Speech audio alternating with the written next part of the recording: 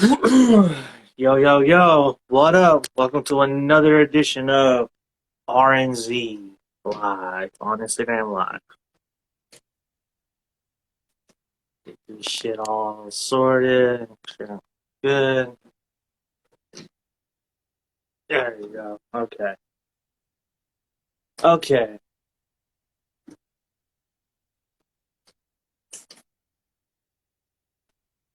Let's see.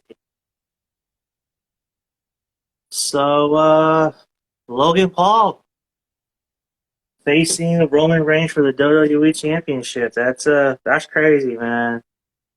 Why would anyone want to see Logan Paul wrestle Roman Reigns? I don't fucking know. That's insane to me.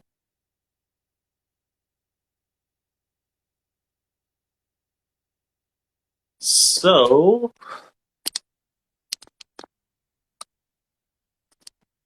I'm just waiting for Romero to hop on.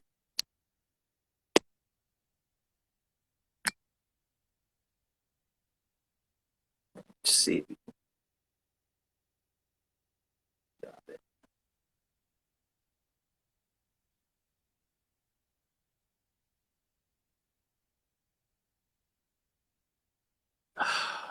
This was hard. This was really hard.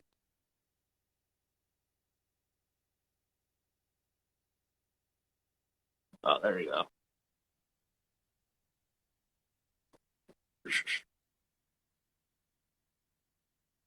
Unable to join. Yo, yo. Hold on. There he is.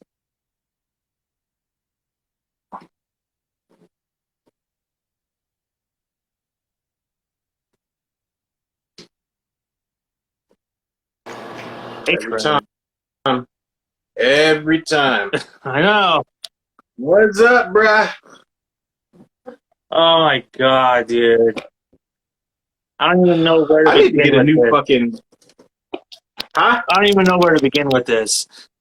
This fucking Wait. children's porn shit, dude. Hold on.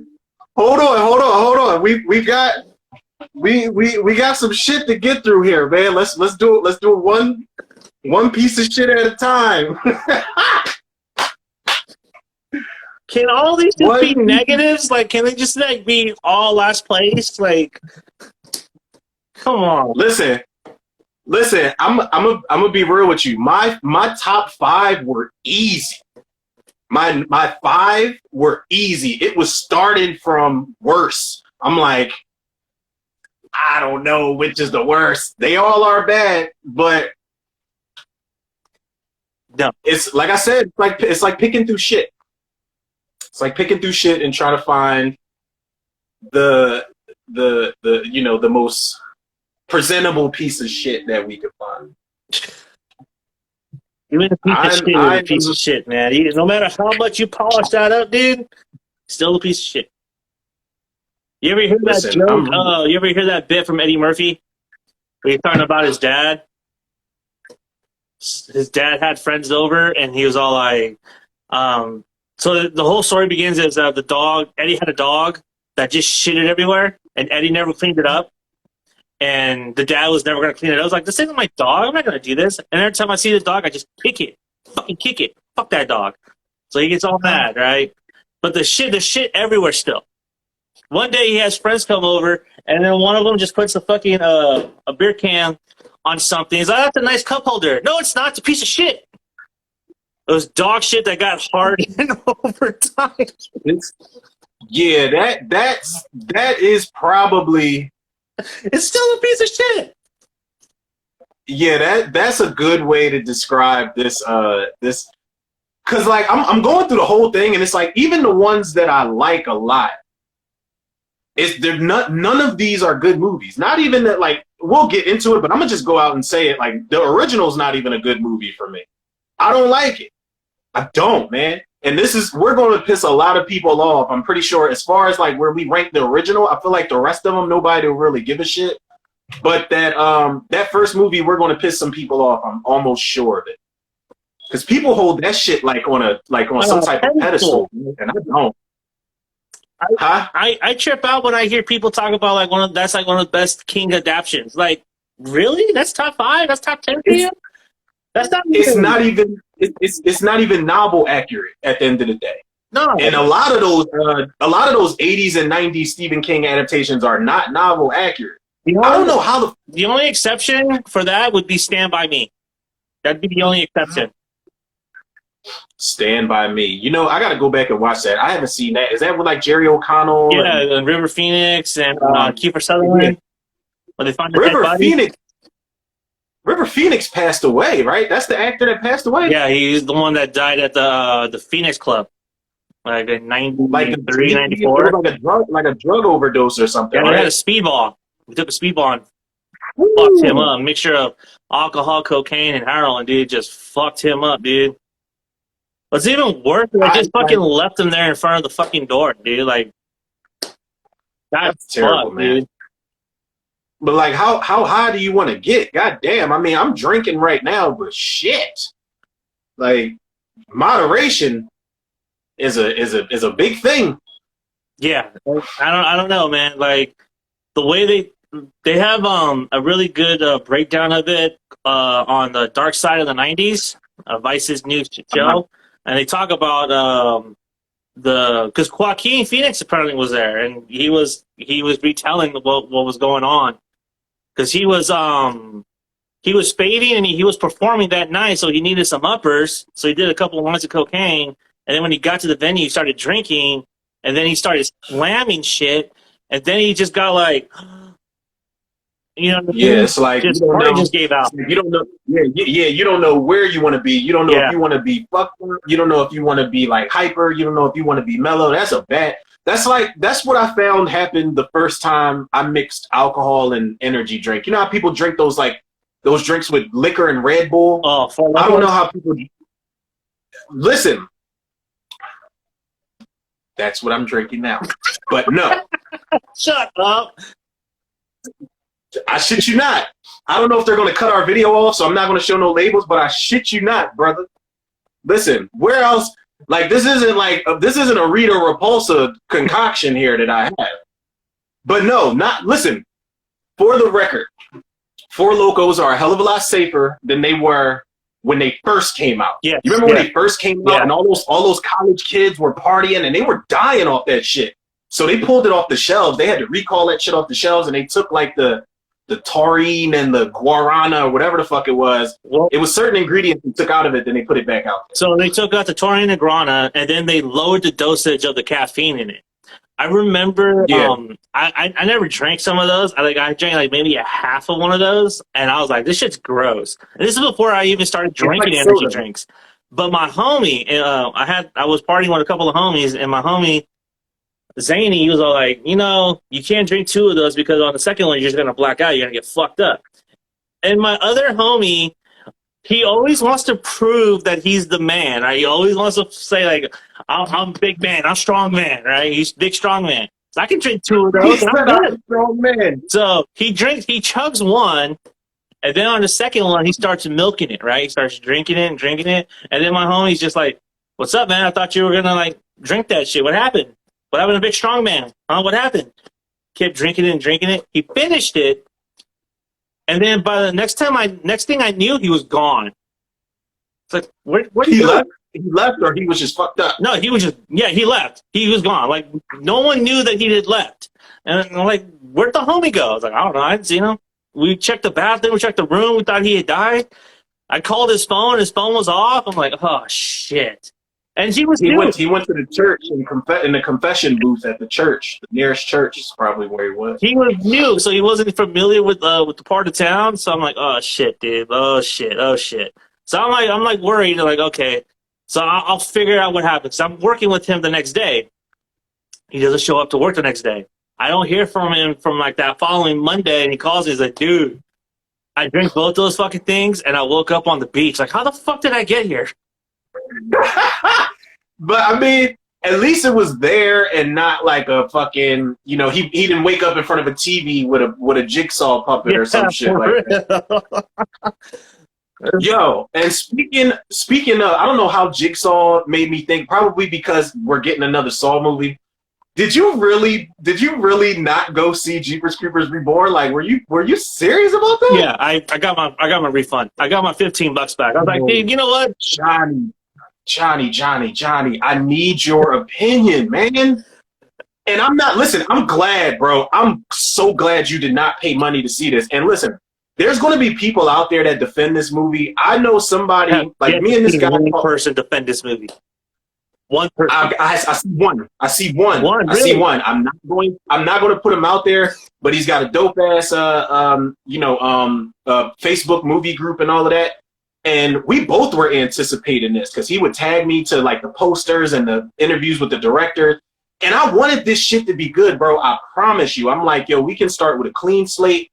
It looks to be like a different type of intense. But by the time I was done with it, man, I'm just like, I thought it was a joke.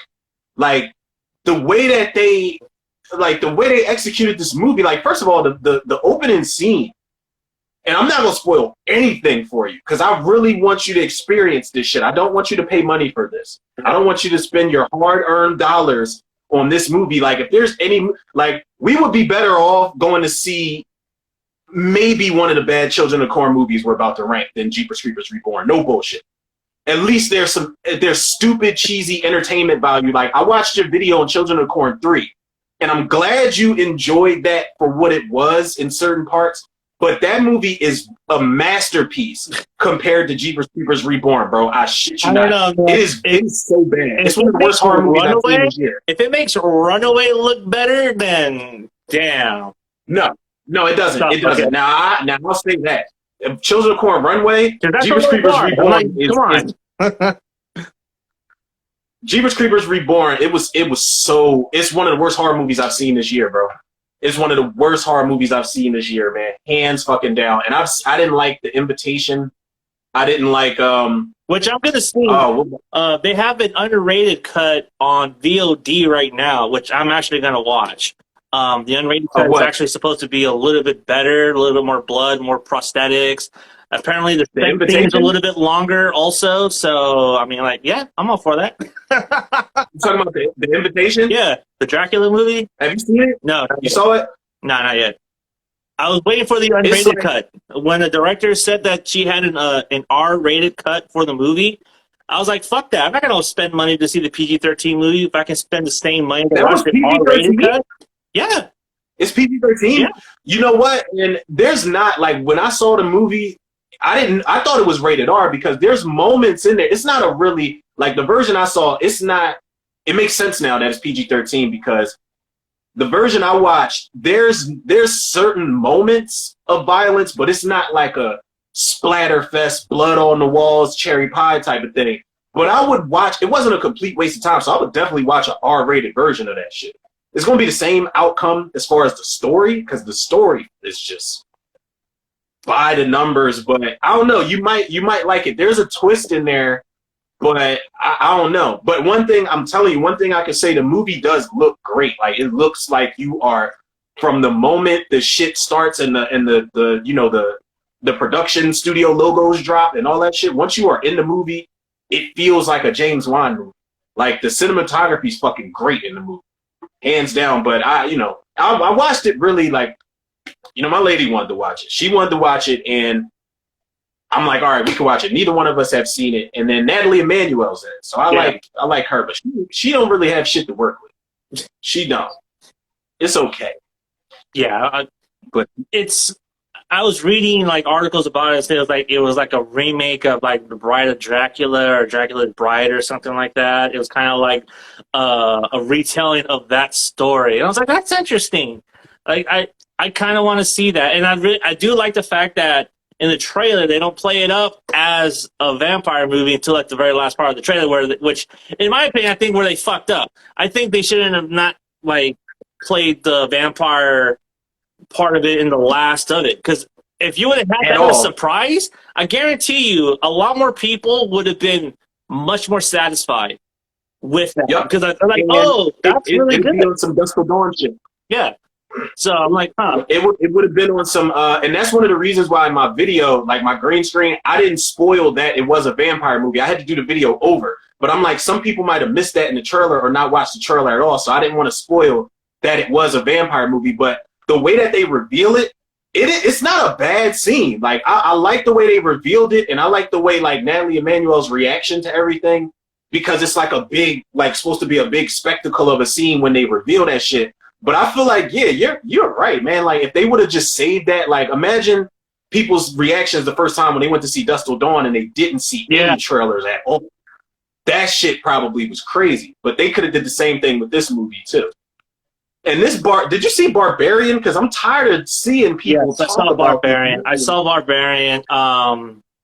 So is it any like?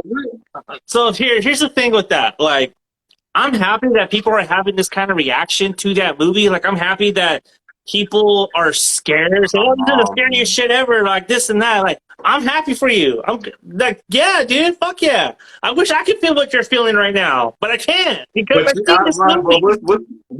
What's the catch though? Like, what's the? It's a Criminal Minds episode. That's what it is. Without the fucking BAU, man. That's all it is. That's all it is. And I hate that fucking show. Really? I love that show. That show's awesome. Criminal Minds is fucking badass, dude. Dr. Reed? Come on. Agent Rossi? Hodge?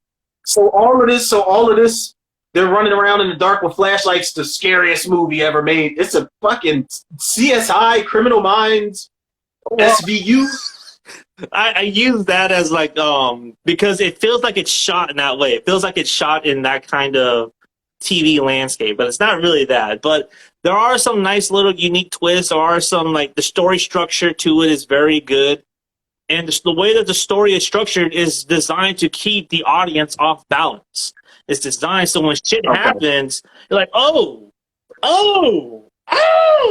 But I didn't have those feelings, though. Because, like, I've seen that movie before. I saw Vacancy. I saw fucking, Vacancy was. I saw People Under the Stairs. I saw, what was the other one I was just thinking of? Damn, I forgot. There was a third one that I was just thinking of. But at any rate, it's not one of those movies where I feel like it's scary. Like, I don't, but if people think it's scary, then hey, more power to you, because I don't feel that way. Like, it has to be something very gnarly for me to feel a certain way. Hereditary fucked me up. You know what I mean? That movie fucked me up. But Barbarian, it was like, this was by the numbers, but it's by the numbers in a way that the numbers are misordered. So it's not 1, 2, 3. It's 1, 4, 8. You know what I mean? You're hitting on every fourth bar, and it's like, oh, that's interesting. I like what you're doing there, but Hereditary, man. That Hereditary was I caved into that movie because everybody was like, oh, this movie's amazing, and I'm like, yeah, I'm not an art house movie type of guy. I don't like when movies advertise themselves as horror movies and then they turn out to be about like religion or something like that. Like, it's misleading. And when I got done with Hereditary, I did my outro, I turned the audio off, and I just sat in bed like Indian style. Like, okay, I need to really fucking get right with my life and process what I just saw. Because that movie's like, it's unsettling. Yeah. Like, that's the one thing somebody asked me. I was like, well, what is it? Is it scary? I said, it's unsettling. It's uncomfortable. Every single scene in that movie is uncomfortable to watch. And it doesn't get any better. It's one of those movies where everything, from the moment something bad happens, everything worse happens after that, and it's all downhill. There's no fucking happy ending for any of these characters in sight, yo. No. And Ari Aster is just something's fucking wrong with him, bro. Something is wrong with him. Ari Aster. Yeah. I can't wait to see what he does with his next movie, man. I think this next movie is going to be fucking dope. But as far as Barbarian goes, it is not the scariest movie. But if it is scary for you, by all means, I'm great. But I have legitimate complaints and ways of how to improve that movie. And it has nothing to do with story. It has everything to do with how the movie is shot. I'm supposed to feel claustrophobic, but I feel free in certain scenes. That's what it looked like, though. But it doesn't like, feel it looks that like way. everybody's stuck in a... But you don't feel it that looks way, like which is weird. So below. Like, you know, It looks like above, so below. It looks claustrophobic. You ever watched The Descent? Oh yeah, the Neil Marshall Yeah. Jones. That movie's like uncomfortable to watch. Like when they're like trying to shimmy through certain Yeah. like tight spaces and shit. That movie's like, and I'm claustrophobic as fuck. So that movie's like a nightmare for me. Yeah. So like Barbarian doesn't do a good job of translating that over onto film. So that's one knock that I have on it though. So yeah, I mean, but yeah, I mean it's just meh. I mean, if you like it, if anyone in the audience likes Barbarian, let us know in the comments. Please let us know. Yeah. Please, because I definitely put it on my watch list. I was putting all the up to date movies on my watch list. Like I haven't seen Barbarian, I haven't seen Beast, I haven't seen Bodies. I know I told you on the last episode I was supposed to watch Bodies. I haven't gotten around to it. Beast, bro, is Ghost in the Darkness 2. And when that came out, I said that is the only movie that people could compare this to. Like people that have seen Ghost in the Darkness, I was like, yo, that's really the only Killer Lion movie that's like mainstream, I guess. Yeah. Because that was what I want to say. Stephen Hopkins directed that, the Predator 2 director, and I want to say the Predator 2 director. He did Predator 2. He did the Dream Child. Yeah. I really want to say Stephen Hopkins. We need you on the show, bro. Oh, hell yeah. Elsley Rod, what's good? He threw up the deuces. What's up, bruh? Bruh, or I'm sorry if I got it wrong. I can't really see your profile picture, but what's up? Thank you for joining, everybody. All 17 million of you out there. Yeah, right. We appreciate everybody. Yeah, Bodies, man, definitely. I really want to hear your thoughts on that. As far as Jeepers Creepers Reborn, I'm just gonna have to wait till I torrent the fuck out of that movie. I am not paying $8 or $4 to rent that movie.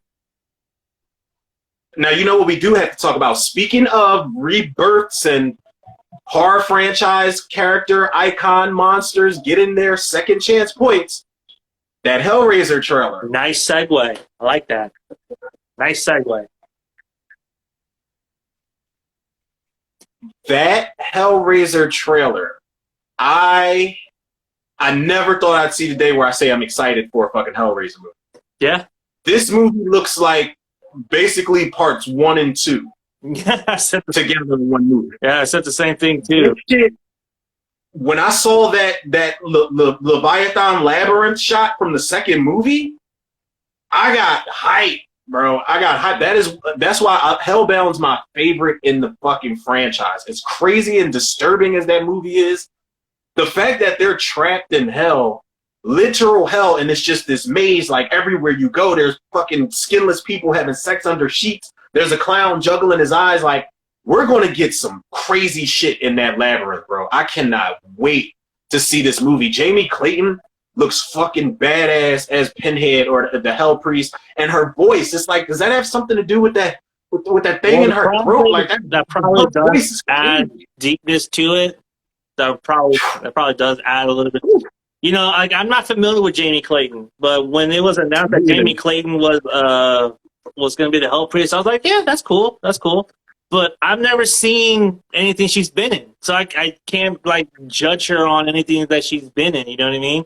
I think she's, like, a model or something, like, when I read about her. Probably. And I was like, huh, that's interesting. I wonder why they did that. But there's, like, some theater experience as well. So I'm like, oh, that's fucking great. That's interesting. So I'm very curious to see. And she's British. So you know she's going to be classically trained in acting. So because a lot of British people are classically trained as actors. So it's going to be very interesting to see what she brings to this role. Her reveal, though, when she walks up and then, oh, my God, dude. It looks so good, man. Yeah. It looks so I was worried that it was going to be, like the CGI and all that stuff. But that looks like prosthetics. That looks real. Like the pins, the makeup, that looks all prosthetics. And I was kind of pissed off at myself because one of the things I was like so fucking like, I was being a groupie about everything else. One of the things I didn't talk about in my trailer reaction were the Cenobites. The Cenobites look so different, but I'm here for like we always get the leather-clad sadomasochist S&M, designs on them, whether it's goofy or not. But these motherfuckers, like, that's Chatterer that comes out. There's one that walks down the hallway, and then Chatterer comes in, and I was like listening to his teeth. I'm like, yes, we got Chatterer. Now I'm cool if he's the only Cenobite that we get from the OG movies, because I don't really want to see Butterball. We also get the woman, the woman with the shit through her neck. With the thing inside of her neck. Yeah, that's with the hole in her neck. That was the Hell Priest's right hand woman. That was the one. Is it really? Yeah, that's supposed to be her. You know what? Because when you go back and look at that trailer, she looks exactly like her because she has that thing sticking out of her neck. And I think she has that in the first one only, not in the second one, because in the second one they redesigned her. Because they recasted her. And they recasted her. And that's another... I should have put her in that little TikTok video I did where it was like recast and they thought we wouldn't notice, because it's like, that's not the same... It's not the same woman. No, it's not. You can totally tell, too. Yeah, and she talks different in Hellraiser, too. But I cannot wait to see them in that labyrinth, bro. I'm fucking excited for this. Yeah. What is that, October 7th it comes out? Me too. I can't wait, man. I hope, you know, Clive Barker put his stamp on it, but I know that's like, you can take that with a grain of salt nowadays because John Carpenter put his stamp on the fucking Fog remake, so that doesn't really go but so far. But I don't know, because even with the Weinstein's like Hellraisers, he didn't put his name on it, and he's been public. No, he's been public about saying like they fucking like they fucked over his name and they fucked up his property. He's been very public about that. It's like I'm not happy with how the Hellraiser movies turned out. So same Clive. Yeah, so I do think if Clive Barker, anything that I've seen Clive Barker put his name on is always delivered, like Dread or this one, Midnight Meat Train. Like, that's a good movie, but the CGI blood just like really hurts. It's terrible. Yeah, it really hurts that movie. It's terrible. It hurts it a lot. The CGI blood is terrible. It's shiny. It's slow. I hate when they CG that fucking blood in Midnight Meat Train. That was. I've only seen that movie once, and for good reason, because that is a fucked up movie. But that's one of the only things that took me out of the movie was the style of when they killed people and that blood would just like, when he hit somebody with the mallet and the blood just flies out of... It's like they watched a Ninja Assassin and think, let's do this. With rain? You ever see that? They did the exact same thing with the CGI blood and all that shit. They were like, oh my god, that's terrible. Wait, what was it again? Ninja Assassin. Oh, with Sun Kane was only in like one scene where he got his hands cut off, and I think Naomi Harris was in that. Yeah, You know, I've never seen that movie. I've never seen that movie all the way through. You never seen? Yeah, it gets worse. Does it? Yeah, it gets worse. It gets worse because the blood starts. Then you start noticing all the blood, and I was like, "Oh, dude, that looks terrible. That looks terrible. You gotta blend that in just a little bit more." That's like what they did with Land of the Dead, with George A. Romero's Land of the Dead. They gave that motherfucker like $7 million or $1 billion, and he was like, "All right, I'm gonna just CG the blood. Let's just CG this blood." I hated that CG blood in that movie. Yeah, that Hellraiser trailer looks badass, bro. And the box, 6 sides, 6 different configurations. This time, I said, "Yeah, that box is looking sexy in there." Yeah, that's sexy. I love how they redesigned that box, dude. It looks really good. And then they'll add a twist that it cuts you on top of that, and it takes your blood. I thought that's also another really good touch. You know what I mean? So, I hope this is, because if this is good, Hulu will have both success with Prey, you know, breathing life back into the Predator franchise, and then breathing life into a franchise that's not really all that commercial marketable like Hellraiser. And if Hellraiser makes a killing on Hulu, Hulu's gonna be like, okay, who else can we get? Like, let's do My Bloody Valentine sequel or some crazy shit. Like, let's go bonkers. I don't want them to get too crazy, but we do need a sequel to My Bloody Valentine. We still need the that. original one, right? Not the No, That's the CW version, right? Because I would love to see Soldier Boy as the miner again. Listen. He'll be a better actor than Jensen Ackles. That's for goddamn sure. I fucking hate that motherfucker's acting. But yeah, the original, because the original is still, you could do a direct sequel to My Bloody Valentine today and it still be relevant because that is an open-ended movie. But fuck that, that remake was fucking garbage. Yeah, I mean, Straight up garbage.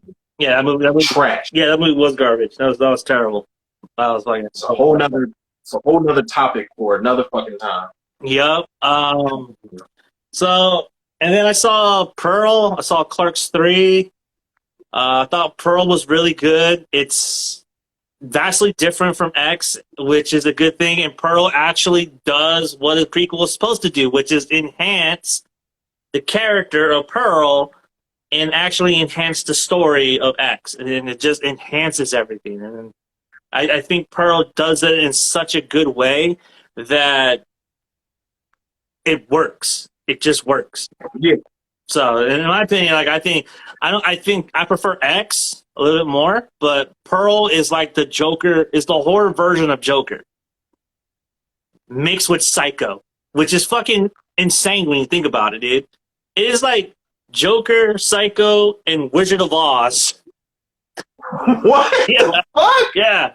It is that crazy, dude. It's that ill. Like, holy shit. There are times when she's riding a bike where she looks like the Wicked Witch of the West. Because they even have the same bike, and she's even dressed like her. What's his name? Mia Goth? Yeah. I heard she's amazing in the movie. I did hear her performance is really good in that movie. The only thing with Pearl is like, see, when I did my commentary for X, I wrapped up. I didn't know it was going to be a post-credit scene. So somebody, when they announced it, that, there was going to be a prequel, somebody was like, oh, you didn't see the post-credit? I said, no, I didn't make it through that. But then I was like, X was the first movie this year that I gave a 10 out of 10 to. I love that fucking movie. But it was nothing that I left that movie with where I was like, I want to see what happened prior to this. I want to see some of these characters prior to this. Like, it was one of those one and done movies. Yeah. But I guess, like you were telling me on Instagram, you were telling me Ty West has already said this is a planned trilogy when he came out with this shit. And then now Maxine's coming out. Is that going to be like it's a sequel to Pearl? It's a sequel to X. So we pick up, so Maxine picks up 10 years after the events of X. So we're going to pick up to Maxine where she's already made it into the adult entertainment world. Okay. So it's going to be how they handle that aspect of the story. Because in 1985, the VHS boom was just happening. Yeah. Camcorders are now a thing. And so this movie is going to vastly look and feel vastly different than the other two. This one's going to feel very retro, very 80s like. So I'm very looking forward to what they're going to do with Maxine. And I did put Pearl on my watch list for recent movies, but when I wrote it on the list, I put 3 question marks in parentheses because I'm like, do I really want to do this? But I was just telling somebody, I'm like, a part of us doing this job is watching movies we may or may not normally watch. Yeah. And sometimes we can get surprised by these movies. Like, I would love to watch Pearl and by evidence of this fucking show today. By evidence of this fucking show today, man. We are reviewing 9 fucking movies, or looking at 9 fucking movies that we both like, God damn it.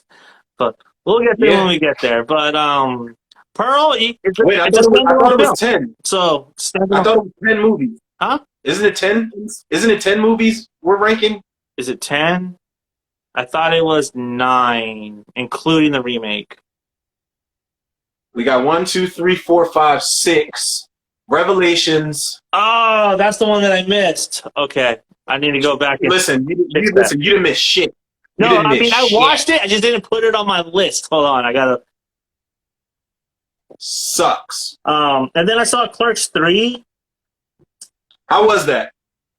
I tried. Matter of fact, no, I did. I watched your video for it, and you said it was kind of like you had a crazy emotional attachment to this movie. Yeah, it's and the characters and the story and stuff like that. Yeah, I relate. We all relate to Dante and Randall. Like those, they are us. Yeah, absolutely. They are us. You know, that's one of the reasons. That's one of the reasons why Clerks is one of my favorite comedies of all time, because those characters are relatable as shit. Yeah. And then when you get to the third one is really based on Kevin Smith having a heart attack a couple years ago. and it's really a reflection of him on how he's going to be remembered as a filmmaker. And there's a twist to it where you don't see it coming, but it's foreshadowed in the first 20 minutes of the movie. And man, I've cried, I've teared up at movies, but this is like the first movie where I had like full-fledged tears covering my eyes. It's just, god damn, dude. And it sucks too because if you're so familiar with Dante and Randall's story, you know that both those characters have been through so much and deserve so much more. And what happens at the end of this movie, it's bittersweet, but at the same time, it's like, why? Why would you do that? That's fucked up, dude. And I was kind of mad. I was kind of mad. Let me ask you a question. And I haven't seen any clips from Clerks 3. This thing that happens, what you're talking about, is this something they followed through with in the actual theatrical cut that used to be a deleted scene in the first film? I knew it. I knew it. I'm either getting really good, or these twists in these movies are getting really bad. But the way they do it, though, is why would they do that?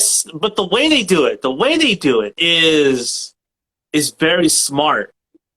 It's very smart and very clever because it's steeped in real life and it's steeped in everything.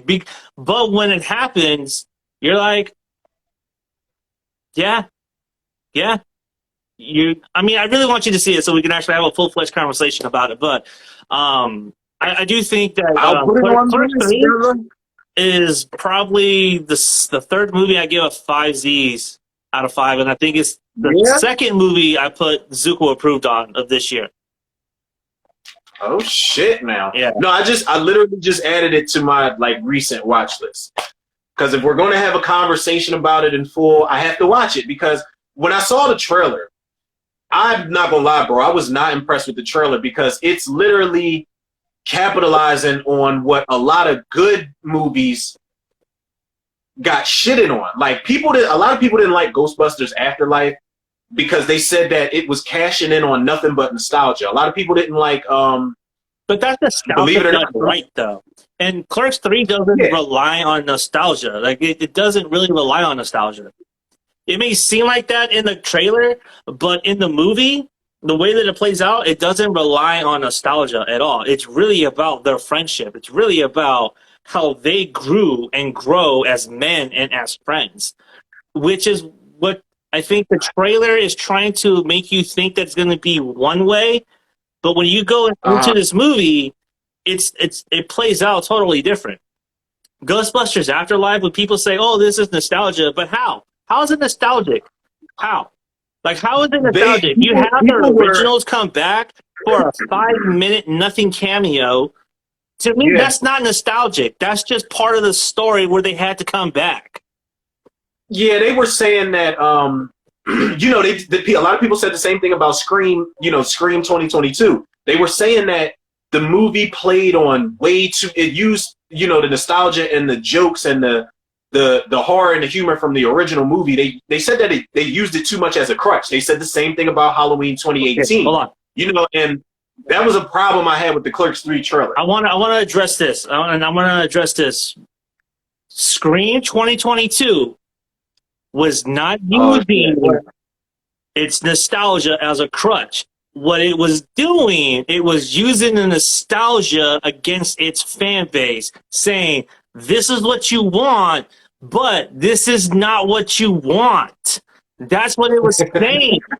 And that's what it was clowning. It was clowning its own fan base because it was saying, you want the original, but you don't want the original. Get the fuck out of here. So we're going to make fun of you because even Jasmine Savoy Brown has a monologue that says, you can't be too original and you can't be too nostalgic. You have to find a perfect balance for it. And she said he's making a requel. Yeah. I love her fucking monologue in that living room. She's got probably one of the best monologues in that entire fucking And then movie. also the boyfriend says it too at the end where it says you're shitting on the reveal, we're giving these directors, these writers old material for them to work with new material. And so it's like how do you miss those two important monologues right there? Like they're telling you what it because, is. you know, because there's a lot of people, like, in regards to Scream, there's a lot of people that still don't fucking get it, bro. They don't understand.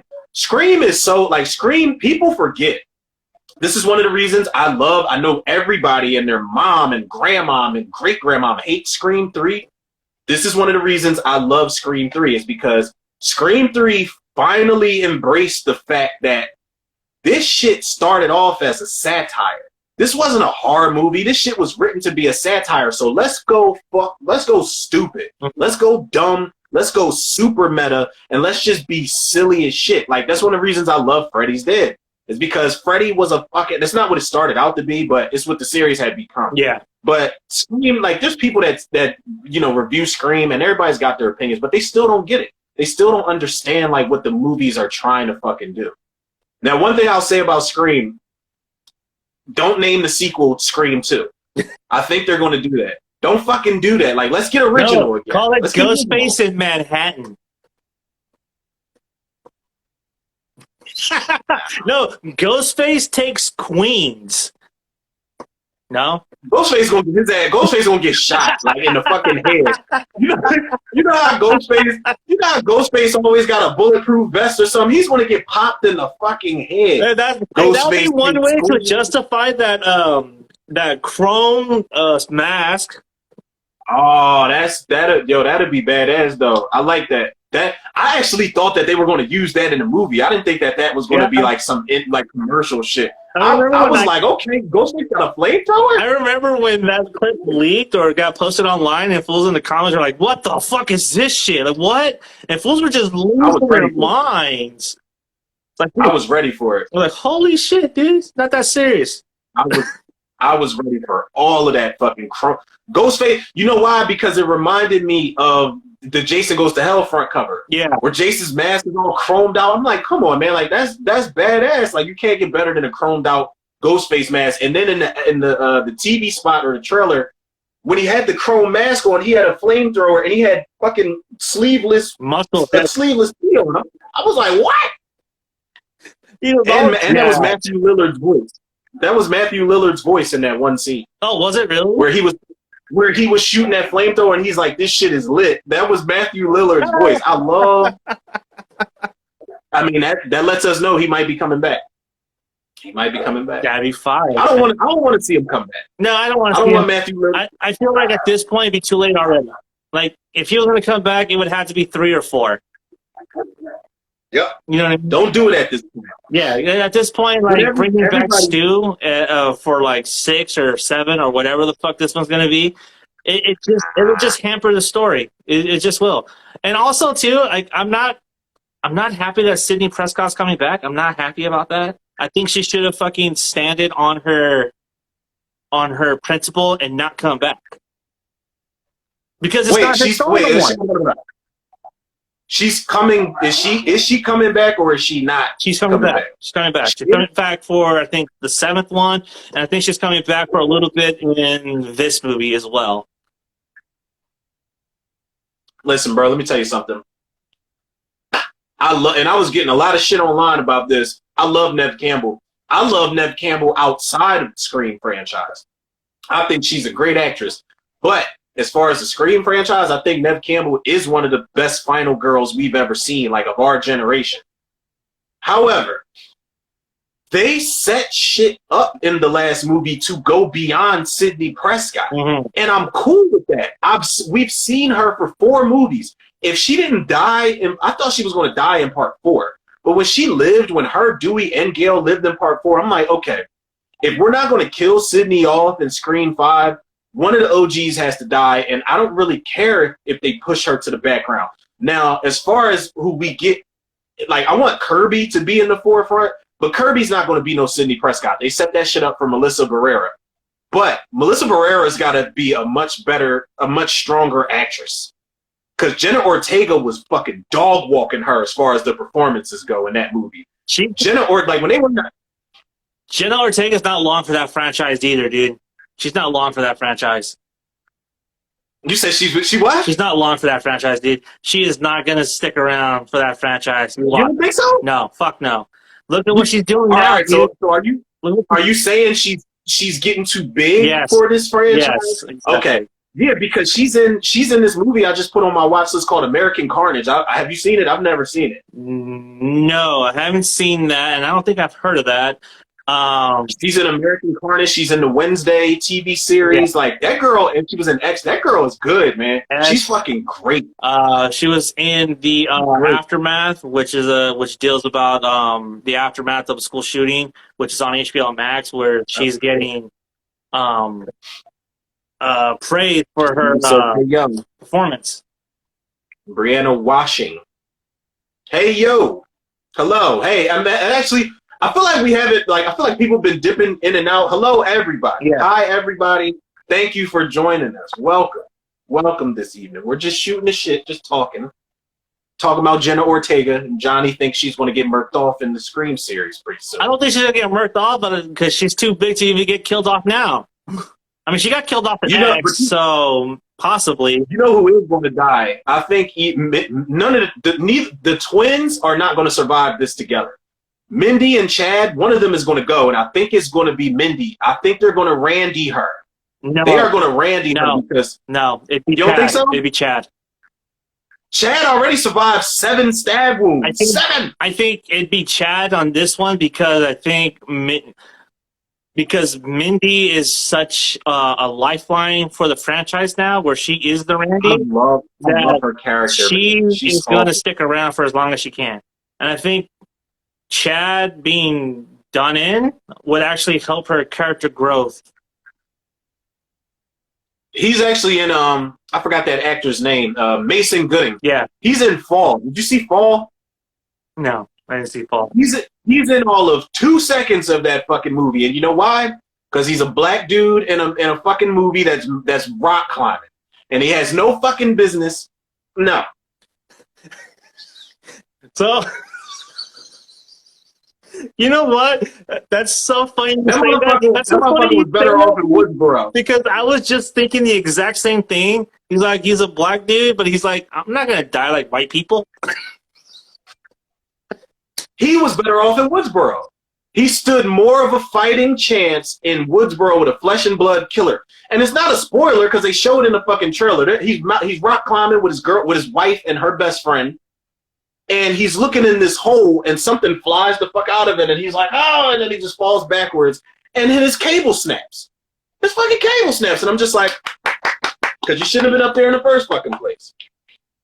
You dumb motherfucker. I can't. I like him. I like his character. I like his character in Scream. I want to see. Is he related to Cuba Gooding by any chance? I'm about to check. Mason Gooding. I'm not sure that they want to admit that they're related to Cuba. Even Omar doesn't want to admit that that's his brother. Omar Gooding's actually doing his rap thing now. Oh, he's a rapper now? Yeah, you didn't see that video? No, I saw it on TikTok somewhere. Oh my god, that's funny. No, that's Cuba Gooding Jr.'s son. Shut up, really? No bullshit. I'm on IMDb now, unless they're lying to us. It says parents, Cuba Gooding Jr., Sarah Cadford. Okay. Yo, let's go, Cuba. He's probably like, my pop crazy as fuck. Holy shit. Yo, I knew it, man. The more you know. We need a button we can press where the more you know star and shit just goes across the screen. For real. No, that's crazy, bro. Yeah, that is crazy. I love it, man. I love when Hollywood actors are intertwined. I love that shit. Much like J.D. Washington, John David Washington. I didn't know that was Denzel's son. I'm still waiting for John David Washington. I like him as an actor, but I'm still waiting for that one movie where I get that emotional resonance. Have you seen Malcolm and Marie? No. I haven't seen that one. That's the one with Zendaya, right? That is hands down him and Zendaya's performances of their career. For me, that movie's a fucking modern masterpiece because it's just him and her. The movie's in black and white. It takes place in this house. There's nobody else to carry their performances. It's just them two.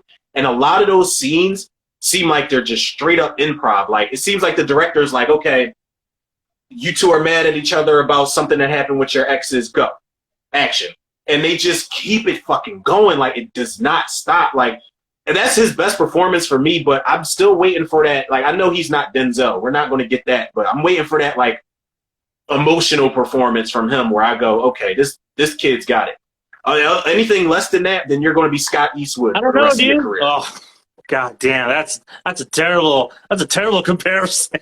Holy fuck! I wouldn't wish that on anyone. Because Scott Eastwood is a fucking block of wood. He can't act to save a soul, man. He's trash. I was gonna say, like, he makes. I was gonna say you never seen John David Washington in Ballers. Oh no, I seen him in that, and I actually like that show. I'm not a big football dude, but that show is it's the Any Given Sunday TV version. Yeah, I love that. That's how I got picked up on him, dude, by him playing Ricky, and I thought his performance was like, dude, this guy's gonna be a star. And then the next thing I knew, he was cropping up on movies and shit. Like, holy shit! Like, I knew this dude was gonna be a star. John David Washington, like, little fun fact, he was actually one of the little kids. Like, have you seen Malcolm X, the Denzel John? Long time ago. If you go back and watch just the end credits where all the little kids are standing in front of the camera, like looking into the camera saying, I am Malcolm X, he's one of those little kids. And I think that's such a good gesture because you threw Denzel's son in there. You had a movie that Denzel actually got Oscar snubbed for, in my opinion, but then you went and Spike Lee went and cast Denzel's son. Like, that's poetry in motion for me. I love, like, gestures like that. Yeah. Like, okay, I made you I got you in one of the biggest movies of your career. I'm gonna do the same thing for your son. And I just think it's weird that when he did Black Klansman with John David Washington, they got a fucking Oscar for that. That movie, I didn't even get through all of it. Really? Why is that? I'm curious. I wanted to watch it because isn't like Topher Grace and Adam Driver in it, right? Yeah. I wanted to finish watching it, but it was such a slow burn, and at that point, I had just like I'm fresh off of all these racially charged movies, so I was kind of like I don't even need to watch on the whole thing. Yeah, man, I was burnt out. Like, it took a lot out of me to watch what is it? Judas and the Black Messiah. It was a great movie, but I'm just like, all right, like I could watch it if it's revolutionary for black people, but I can't like it's like anything less than that is like watching anything less than revolutionary is like watching Django Unchained again. And I've only seen it once. And I had to watch it, but nope, I'll never watch it again. That's like everybody was like, yo, it's a new Harriet Tubman movie coming out. You want to see it? It's like, no. The fuck? I don't want to see the Harriet Tubman, the MCU version. Like, the fuck is this Dark Tower where she's like gunslinging and shit? I don't want to fucking watch that shit. I like the actress, but I'm over it, bro. I'm over the struggle porn. I don't want to watch it. They remade Roots. With T.I. I don't want to watch that shit. Oh God! Oh my God! Yeah, your favorite actor, your favorite actor in the world. They remade Roots, bro. With T.I. remake that? Wasn't it them that remade it? Wasn't it BET that did it? Let's find out, because I can guarantee you, if we look this up. And BET produced this, I would not be surprised. Hold up, Roots remake. They really remade, and for T.I. to be so with the movement and I'm down with the people, I'm a modern day revolutionary, motherfucker, you know better not to star in Roots. Like, what's wrong with you? He thought I said, oh no, it got a remake on the History Channel. Oh no, it was a 2016 miniseries. On the History Channel. Yes. Let's see who was in this shit here. I'm not. No, but we shouldn't have to keep going through this shit, man. We want to keep reliving. Like, I don't watch shit like The Help, The Green Book, like shit. Like, I'm cool off that shit, man. I didn't watch The Green Book because the guy's family came out and said that never happened. Like, none of that shit never happened. That dude he was only there for 2 days and he got fired the next day. Who? Who, the Viggo Mortensen's character said that, Viggo Mortensen's character was completely made up. They said he wasn't driving a black guy. Fuck y'all talking about? No, like he said he drove once and he got fired because he was late. Yo, that's embarrassing, man. Like when you make a biopic and the family comes out like, nah, that never fucking happened. Bullshit, dude. Like, and that was like one of the things too. I was like, oh man, like they're. And then Marshala Ali came out and was talking about, like, had I known that that information prior, I would have not have done the movie. I would not have done the movie.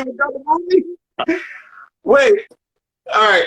So speaking of Mahershala Ali, it never happened. No, the shit, his memoir, that guy's memoir, never happened. He never fucking put him up on fried chicken. That never happened. He hated fried chicken. God damn. Speaking of Mahershala Ali, really quickly, we don't have to make a big thing out of this. I just need to know your thoughts on this. What do you think about this Blade reboot? This PG-13 Blade reboot. PG-13? Has that been confirmed? It is very PG-13. It is very PG-13. As long as the vampires don't fucking like glow in the day or some shit like that and sparkle, I think I'm okay with that. I feel like the upside of it is going to be the fact that what we don't get, what we're used to with blood and gore, we're probably going to get compensated with some really good fucking fight choreography, bro. I hope so. I hope so. The difference is between Wesley and Marshala is that I'm not sure Marshala Ali has any, like, I'm sure he's training now, but Wesley Snipes was a 30-degree black belt by the time he did Blade. Oh yeah, he was. You know what I mean? Was small that's kind of the difference there, you know what I mean? And that's always been the thing that I've been saying is like, well, we never seen him in a role that physical. Can he do it? You know what I mean? That's always been my question. Like, can he pull it off? I'm sure he can. I think the one movie, the one movie people were comparing it to because it's Blade and because he's got a sword, and I've never seen it, but it was Alita Battle Angel. I've never seen that. But wasn't he like some sort of sword in that movie? But his action scenes weren't they weren't wide shots. So you could have hid the fact that it was a stunt double, not him. You know what I mean? They better not. They better not do that. You know how they do that motion capture dot thing?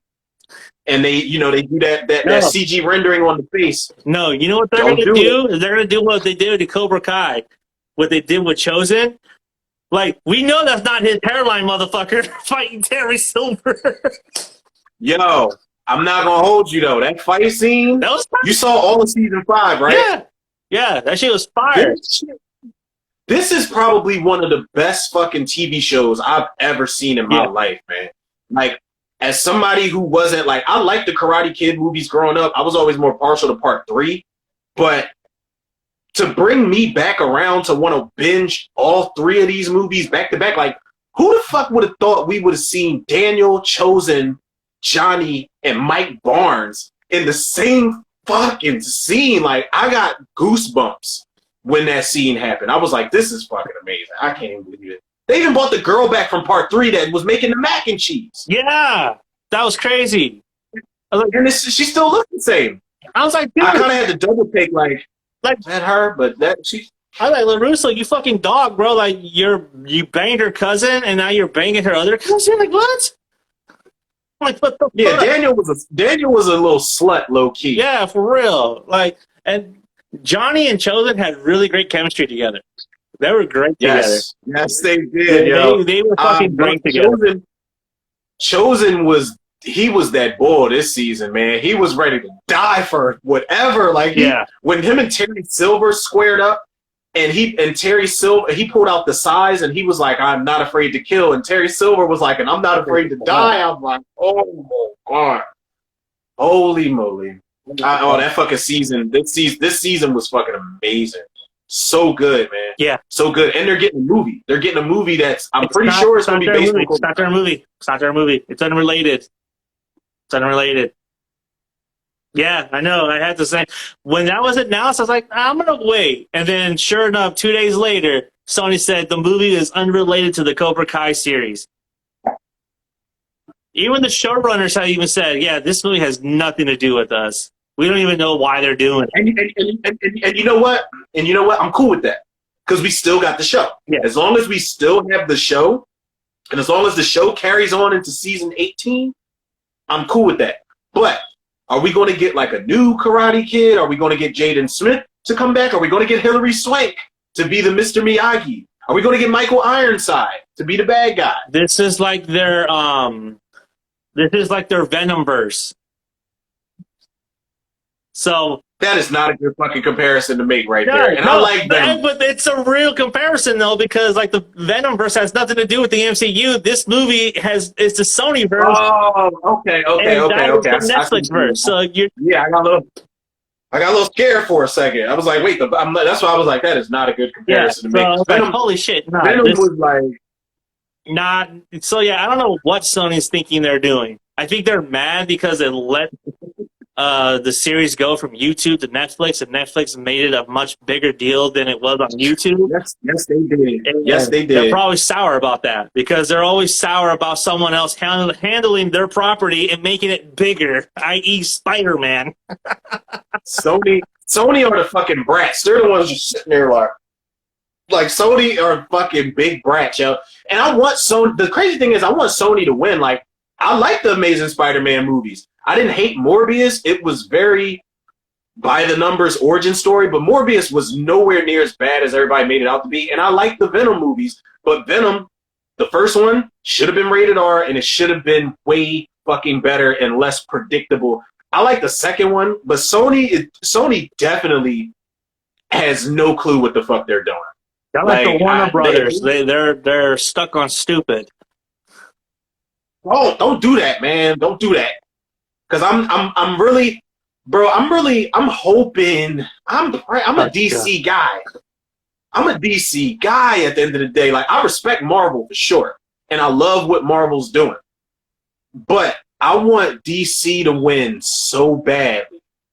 I want them to have structure and consistency, and we're not going to get that, man. They're making fucking Joker, Fogo de Chao Part 2, and then they're making Shazam, which is going to be Shazam. It's lighthearted. Then The Rock is talking about the hierarchy of DC is about to change, and I want the Snyderverse restored. Like, he has a fucking say-so in it. Then Robert Pattinson's safe. He's safe. For now. Batman is very For now. They just greenlit that sequel not too long ago. Knock on wood. But yeah, man, this guy's coming in at Warner Brothers, and he's just like, you get the fuck out, you get the fuck out, you. Hey, fuck you, you're cool, and fuck you, you out. Like, he's doing all of that cleaning house over there, man. It's like when it's a championship or bust all-star team, and then they don't even make it to it's like the Lakers last year when you got all that firepower and you don't make it to the playoffs. Yeah. Coaches getting fired, staff's getting fired, the water boy's getting fired. We need a new bus driver. We need a new medical staff. They're cleaning house over there, man. I want DC to get structure, man, and I feel like they could do that. I feel like if they would have kept Zack Snyder, we would have had that. A lot of people wouldn't have liked it, but we would have had some type of continuity structure, man. And fucking upsetting. Like, god damn. DC's going to be all over the place forever. They're going to be playing catch up forever. Yeah, they completely fucked up. They fucked themselves. And so, those are the consequences. I mean, maybe Birds of Prey 2 might save the DC universe. Well, they're not doing that. They're not doing that. They're not doing Birds of Prey 2. They're not doing Gotham Sirens, which fucking sucks. So I wanted to see it. Yeah. I wanted to see that. Yeah, I did too. Are they doing another Suicide Squad after the Suicide Squad reboot? No. Peacemaker got a season 2, but as far as that goes, that's it. The only connective tissue is Peacemaker, and there's talks of Idris Elba getting a Bloodsport series, and I'm cool with that. I'm actually cool with that because him and Peacemaker can cross paths, and it can set up. I don't know if anybody wants to see a Peacemaker Bloodsport movie, but I would watch it or a show. I would watch it, a movie or a show, just based off of their interaction in that movie. Yeah. Like when they're going through the village and they're just killing people like for sport, trying to outdo each other. I would watch that shit. But like, we're not getting another Suicide Squad. Like, god damn, man. It's a shame when shit like Shazam and Aquaman, and I actually like Aquaman, but it's a shame when like lighthearted shit is keeping DC afloat as opposed to the badass characters we could have got. Like, it's I can't the wait. Flash is in fucking turmoil. Ezra Miller done lost his goddamn mind. We would have to wait to see what Blue Beetle has to offer. So I can't wait. I hope that's good because his suit, I automatically thought of the Guyver. And if it's the Guyver, if I think of the Guyver, I think of good things. So I'm hoping Blue Beetle is very good. And my man Miguel from Cobra Kai is playing him. And he's already like physically fit. He can throw down. So I'm like, okay, good. I want to see it. As far as, I don't know about the villains though. Like Susan Sarandon, I think is the villain. I'm about to actually look this up. Susan Sarandon. The fuck? I want to say with Susan Sarandon. Don't quote me on that. I could be wrong like a motherfucker. But let's see. All right, so this coming out next year. Angel Manuel Soto is the director. Yeah, Susan Sarandon is Victoria Cord. I'm pretty sure she's the villain. She recast. She replaced somebody in this movie. Really? Yeah, I'm not sure who. George Lopez is in this movie. And He watch, played the dad. everybody's going to play the dad. Wow. Everybody's going to be like, yeah, everybody's going to be like, oh, this movie's too woke. Why? It's source material. It's a anytime some cultural shit gets involved, everybody screams woke. I don't get it. God, I hate that fucking word, dude. I fucking hate that word with a passion. Oh my god. I feel that people that use that word, man, don't know what the fuck it means, and the people that use that word watch too much Fox News. Okay, yeah. It says Sharon Stone was originally set to play this film's villain, Victoria Cord, but she dropped out for reasons unknown and has been replaced with Susan Sarandon. Stone also played the villain in 2004's Catwoman, everybody's favorite That's DC probably movie. why she dropped out. That's probably why. she had PTSD flashback and was like, yeah, she's like, wait, I've done this before, and she just ran the fuck out the office like, I can't do this shit. Damn, Sharon Stone. Yeah, she was a terrible fucking villain in Catwoman. That movie's is that DC's worst movie? Should we save that for next episode? Like one of the next episodes, like the ranking for the worst DC movies? That means we have to watch. That means we have to watch Catwoman, Batman and Robin, Steel. Oh my god, I forgot about that fucking movie. Oh, dude. Steel is the fate of the world. The fate of the world lies in Shaquille O'Neal making a fucking free throw. Fuck out of here. Yeah. And mind you, Ray J was his little brother. Yeah, Ray J. Oh my god. Let's not forget that amazing casting right there. You got Judd Nelson, Irma P. Hall from Big Mama from Soul Food did that shit. Holy shit. I would rather watch Meteor Man and Blake Man back to back than those two movies. I'll tell you that right now. Oh, yeah. And I used to watch Steel a lot because when I was a kid, I'm like, this is some of the cool Shaq. And I wasn't a basketball guy like that back then when I was a kid. But I'm like, yo, Shaq is a superhero. But then you watch it now, it's like, Shaq is a superhero. Like, this shit's bad. Richard Roundtree couldn't even save that shit. Shaft. No. You got my man Shaft in there. He couldn't even save it. No. But the worst DC movies, we would have to watch Steel, Batman and Robin, Catwoman. God damn, yo. Yeah, we would have to go through some shit, man. Justice League. Justice League. Don't you? Listen, we would have to go through that. I will sit here on our show and say, bro, I'm one of those people when the Justice League dropped and I had no idea. I'm talking like I'm not looking at color palettes. You know, you got them people online that's like, that's Joss Whedon, that's Zack Snyder. It wasn't until after the fact that I noticed what was what. But watching that shit straight through the first time, I didn't hate it. I just felt like it was too lighthearted for it to be a Justice League DC movie. It was too lighthearted. It was the color palettes definitely didn't match. It looked like a Marvel movie. And it's why I didn't trust James Gunn, fresh off of Guardians of the Galaxy, directing the Suicide Squad. I don't trust Marvel informants with my DC. I would trust DC. I would trust James Gunn with a DC property over Joss Whedon. I'll tell you that right now. Oh, yeah. Joss Whedon should never be able to touch a comic book property ever again in his life. I mean, ever. he got lucky with Avengers. Okay, cool. because I guess you were the right guy at the right time to make that movie. All right, Yeah. cool, whatever. Because the Russo brothers haven't done their thing yet. So I guarantee, had the Russos done Age of Ultron, that movie would have been much fucking better.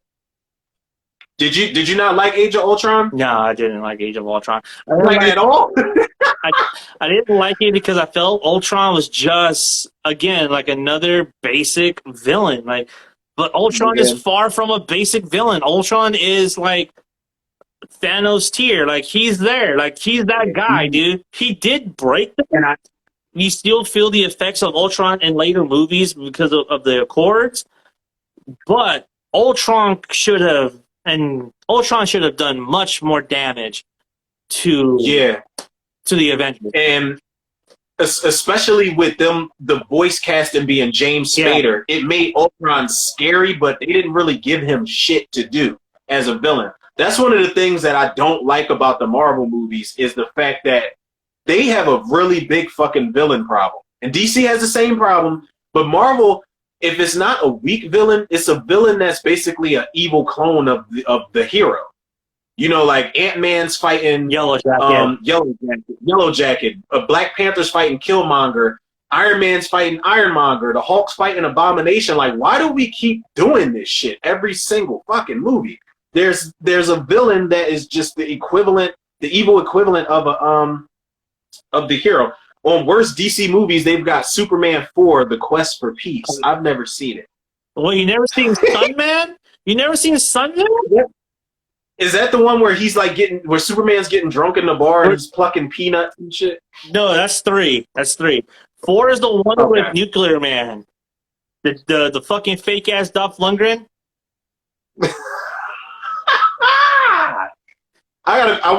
Whoa. Don't ever disrespect. On the worst DC movies, they've got the Return of Swamp Thing first and foremost. The Return of Swamp Thing is a fucking classic. That's the one with Heather Locklear, right? Classic. Oh, yeah. Heather, be thy name. Yes. I remember seeing that movie on USA. All the time. All the time. If it wasn't on Sci-Fi Channel, it was on USA like every Saturday morning or every Saturday night, bro. That movie is pure 80s cheese. Rubber suits, guys in rubber monster suits running around, cheesy dialogue, terrible cheesy villains with bad acting. I love that movie. The damsel in distress, who's fine as fuck, who gets her ass busted in the swamp by Swamp Thing when she bites his little broccoli thumb. Like, I love that fucking movie. And then you got what's her name? Sarah Douglas from Return of the Living Dead 3's in that movie as the villain. Oh, no shit. Yeah, she's the villain in there. She's Dr. Arcane's girlfriend or some shit. Huh. Supergirl is listed as one of DC's worst movies. Oh god, Supergirl. Green Lantern. People are really hard on Green Lantern, man. It's because of the effects. It's because of the effects. But I've never seen that movie. They're really hard on that movie, man. I've never seen Green Lantern, so I can't say. You never seen it? I never seen it. I'll tell you like this. I'll tell you like this, bro. You are absolutely right. It's because of the effects.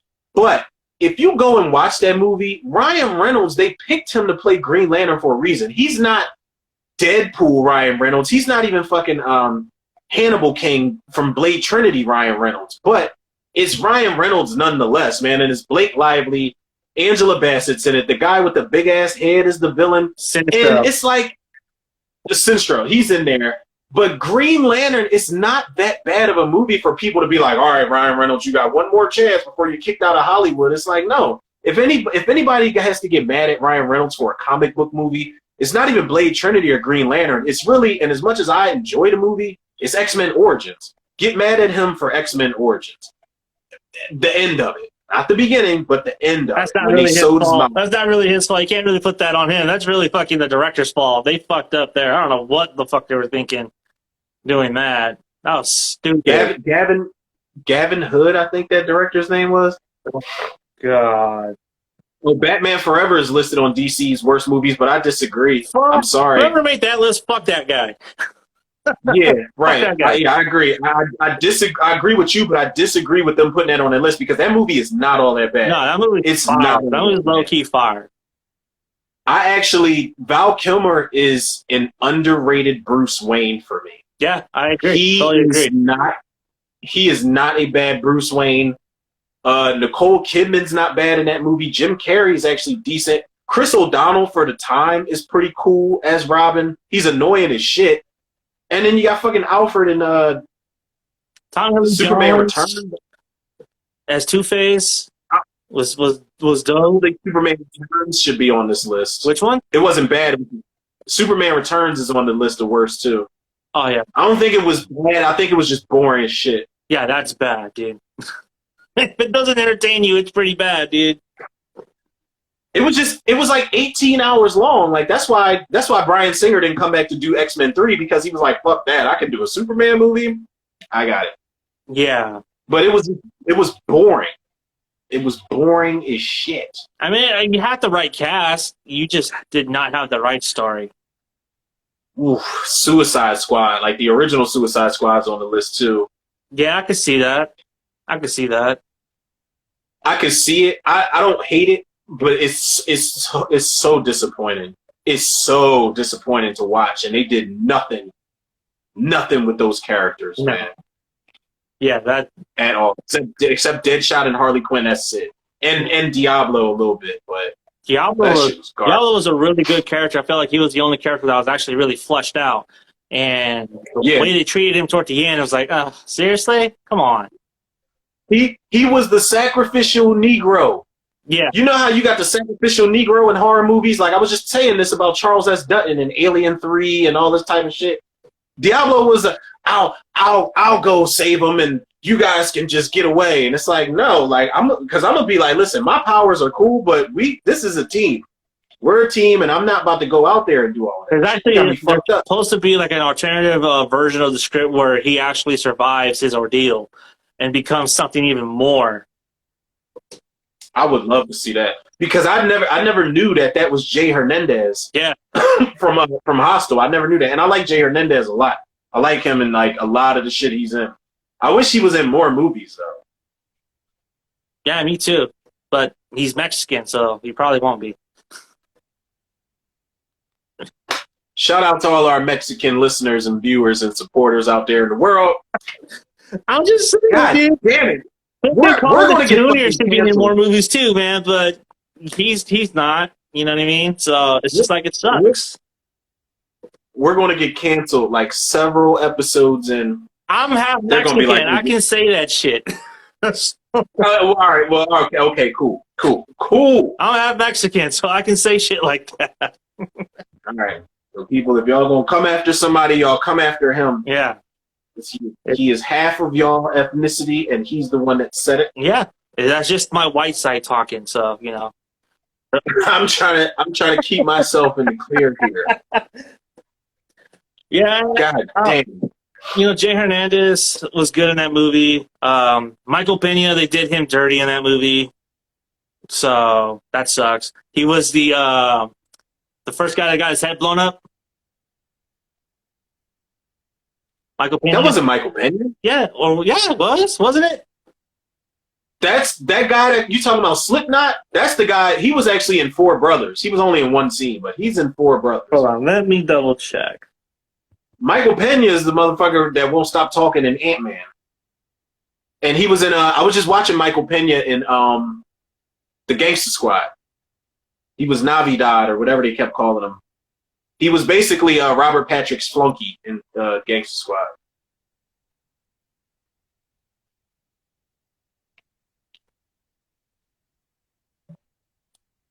They doing DC movies dirty as fuck, man.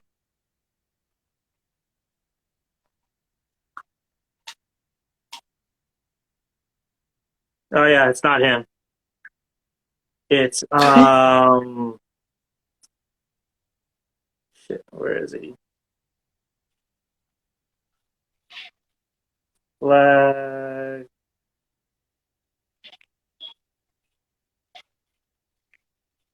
Adam Beach. It's Adam Beach. Is that the guy? Slipknot's name? Yeah, that's him. Yeah, because he's in he's the guy that's handing out the checks at the at the contracting spot when Tyrese goes to talk to him and find out information about Evelyn Mercer, or no, he's trying to find out information about Andre 3000 and four brothers. They didn't give him shit to do in that movie. That's where I know him from. He was he was Private Yazzie in Windtalkers. I've never seen it. You never seen Windtalkers? Is it a war movie? Yeah, it's a war movie. World War II.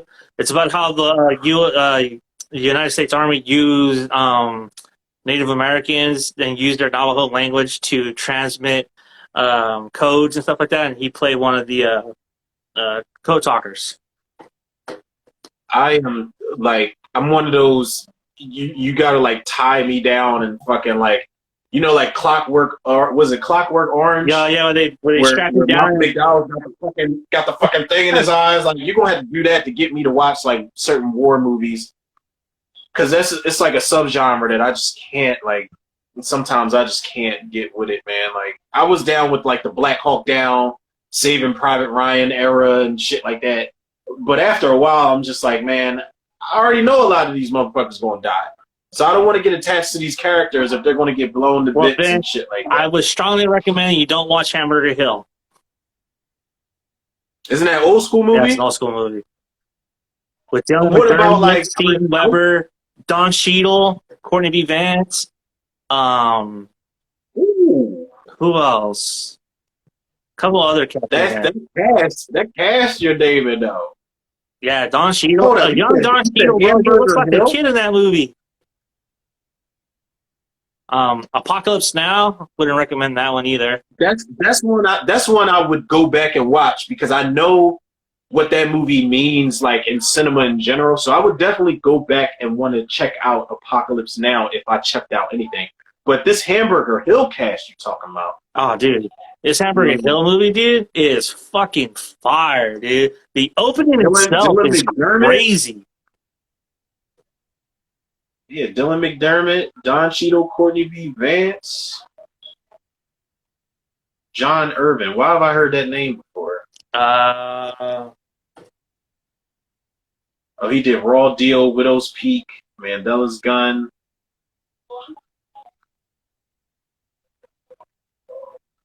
He did Robin Hood. Which Robin Hood was this? I think the one with Raquel Costner. Michael Boatman.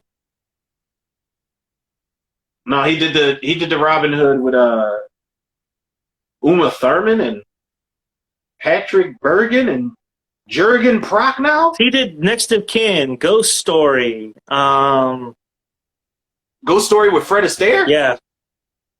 What? Yeah, Ghost Story. What? I love looking back and finding this type of shit out, bro. I really do. I love it. Eminent Domain, Noah's Ark, Garden of Eden. Anybody that's tuning in, welcome. We got who is that? Jamie Sanchez Presents joined. Dogs of War. Jamie Sanchez Presents. Just another. What is it called? Dogs of War? Dogs of War with Christopher Walken. Listen, man. If it's a war movie, you can count me out. Mercenary James Shannon on a reconnaissance job in Africa to the African nation of Zangagro is tortured and deported. He returns to lead a coup. So Zangagro. That's the drink I'm gonna probably make this evening. Zangagro on ice on the rocks. But the poster looks fire. Look at that. What the fuck's he got? The minigun from Terminator 2 or not? That's a shotgun minigun right there, dude. Yeah, that's the John that Terminator was launching out the office building window. Yeah, the smoke grenade. That's what that shit was. I love that artwork, man. That artwork is badass. I love that shit.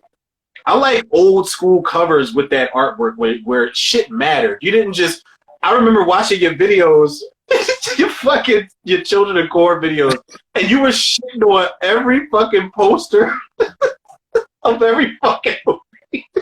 Because everything looked just photoshopped. I remember you were doing your review for for Children of Corn 2, and you were like, look at that fucking poster. You was like, that is a bad poster. Then you pulled up the other one, and you was like, okay, that's much better.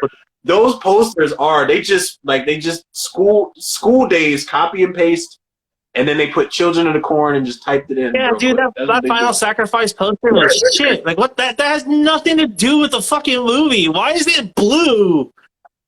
I mean, Isaac's Return, they did put Isaac on the front cover. That even was worse.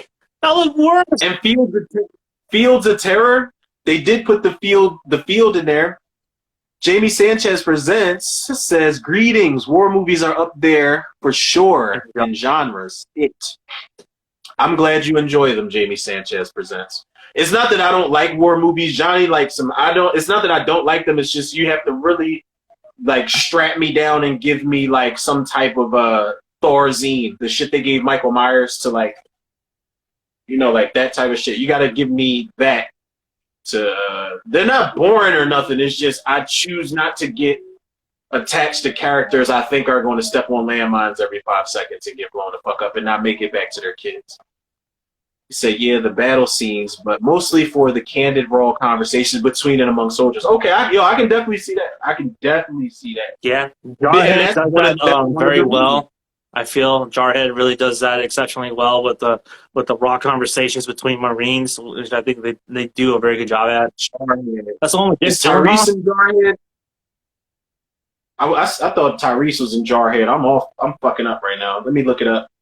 I don't think he's in Jarhead. I don't think so. You know what? I'm tripping. I'm thinking of Annapolis. I'm thinking of something completely different. Oh my god. I'm fucking up. I know. I'm fucking up, bro. Don't mind me. Why I can't even buy fucking Tyrese as a fucking naval officer, let alone as some kind of Marine. Fuck that. Listen, I got my black people mixed up. It was Jamie Foxx, Jake Gyllenhaal, Lucas Black, Peter Skarsgård, Ming Lo. Yeah. Oh, this cast is all right. Jamie Foxx is the sergeant, I think. I think he's the head sergeant or the drill sergeant. What the fuck was Lucas Black doing in a war movie? This is before he became Lucas Black. Sean before he became Sean Boswell or whatever the fuck from. He was like, I think he was like a scrawny kid or something like that, and then they built him up to be a machine. God. I like Lucas Black, but nah, not in a war movie. I was just watching Legion with Lucas Black in there. He's like, we gotta save the world, man. It's like, all right, man, calm the fuck down and relax. Pull it back a little bit. Oh, God, Lucas. Legion.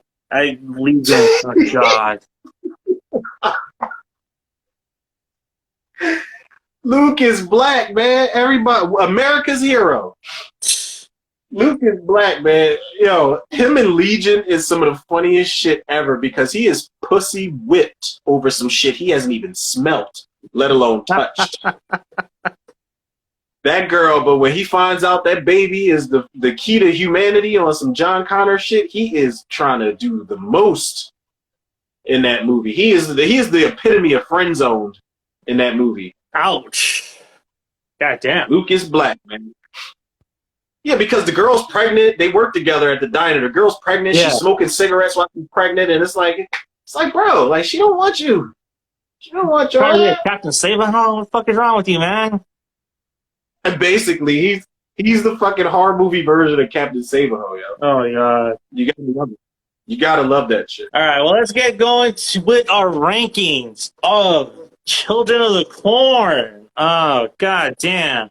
I had almost forgotten. I thought that we were having a good conversation. So did I.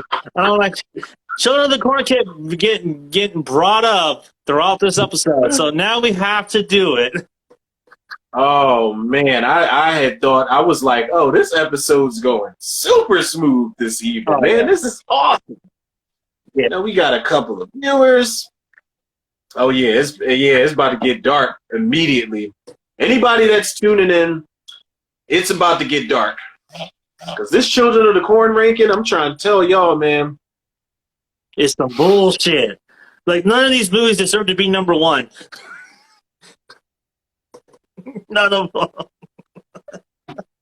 One of them, for me, deserves to be number one. Everything else after that is very questionable.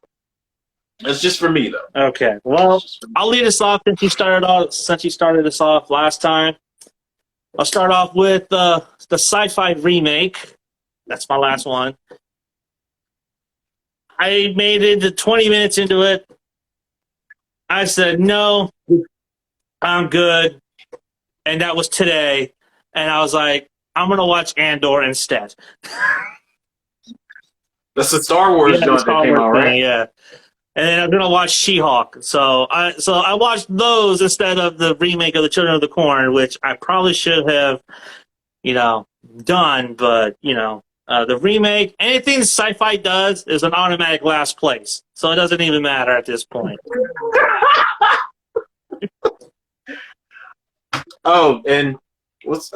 Zombie Girl is in here. Hello, and welcome everybody to our shitty Children of the Corn franchise ranking. Yes. Oh man. So the remake is dead last for you. Yeah, dead last. Oh, dead. All right. Trust me. You know what? No, I want to, but why? I want to know why. Don't just say it's last. I want to know why. Why did this do this to you? Because it felt like a TV movie. It very much did. The production value was like, I don't know if it was either the production value or if it was the way that they shot it, the way it looked. They shot it like they were shooting it like a fucking Z Nation movie, like a Z Nation TV show, and just made it into an hour and a half. I'm like, no, I'm good, dude. I'm good. Yeah. So yeah, dude. I'm like, nah, I'm good. I might have to go back and rewatch this and give it a fair shot. But as of now, 20 minutes in, I'm like, dude, this is Z Nation. I'm out of here. I can't even do it. I'm out of here. Can't even do it no more. So damn, you didn't even make it to when Bert started putting in work. This Bert, now I would listen. I got my children. The remake has got its place in my ranking, and you might not like it, but Bert, you didn't even get to the part where Bert. This is one of the reasons why I hate this Bert more than the original one. But in one aspect, I like him way better than the original Bert. I forgot that actor's name, but so that's it. You just made it 20. I mean, okay, so Johnny's number 10 is the remake. Fucking sci-fi. Anything with sci-fi, man, I'm not fucking with. My number 10, in the order from worst to best, you can call it that, Children of the Corn movies.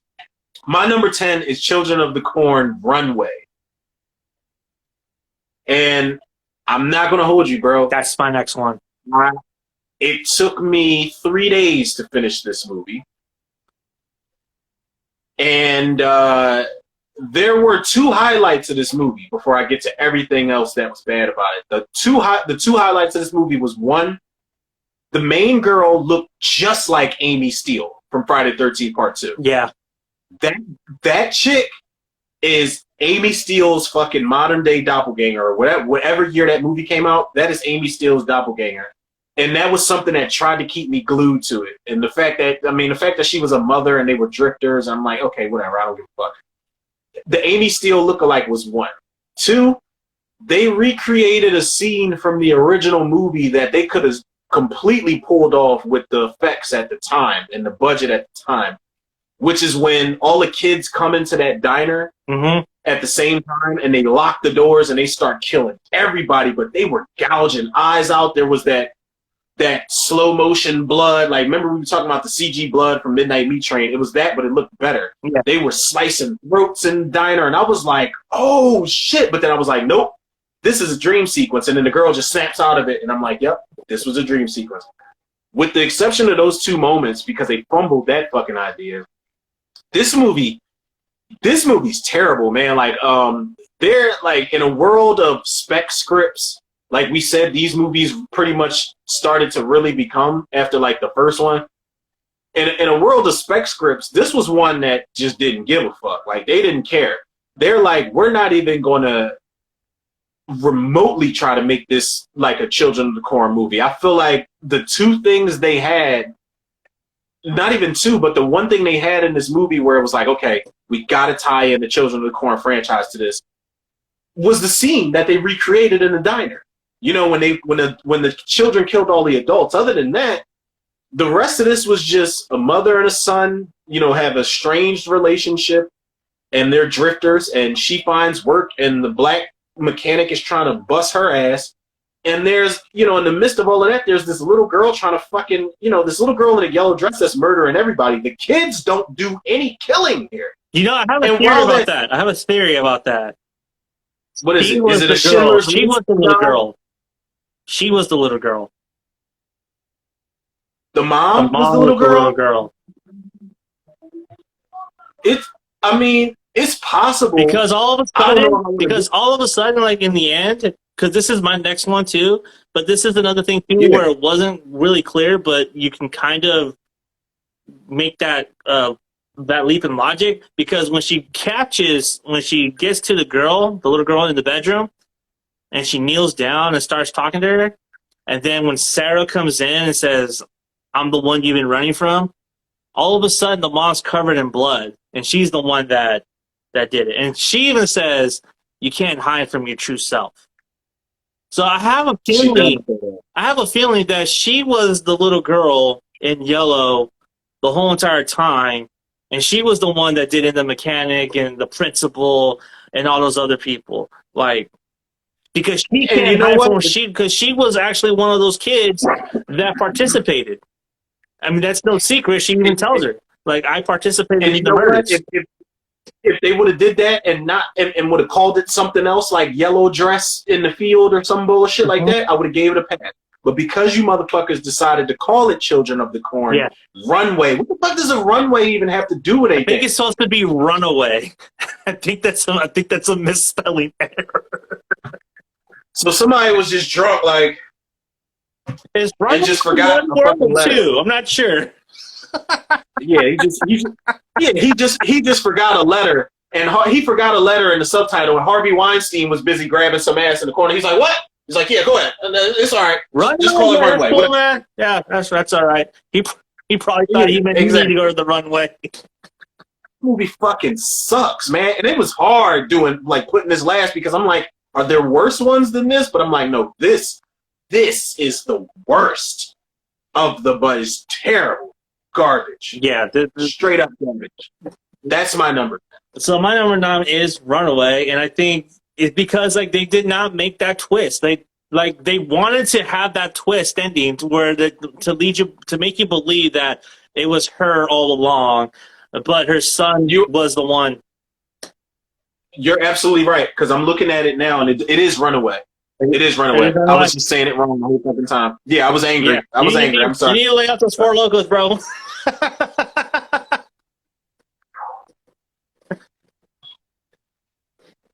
That taurine is starting to fuck with your eyesight, man. I need my specs. Yeah. But no, okay, so that's your number 9 is and Runway. then the twist too is like, oh, the kid becomes the preacher and he's the chosen one. He's gonna be the one that leads the kids. I'm like, dude, I've seen that ending already. Follow through with that already, which we'll get to, because I have a big complaint with a couple of them. But yeah, that's I can't wait to hear the rest of your breaking, man. Yeah, I can't wait to hear your shit, man. Yeah, number 9 is Runaway, because that was garbage. That was just not good. It's like they didn't even try. Okay. They didn't even try. Okay, so my number 9 is crazy, because I feel like because I finished it today, Runaway was my number 10, but this should have been number 10.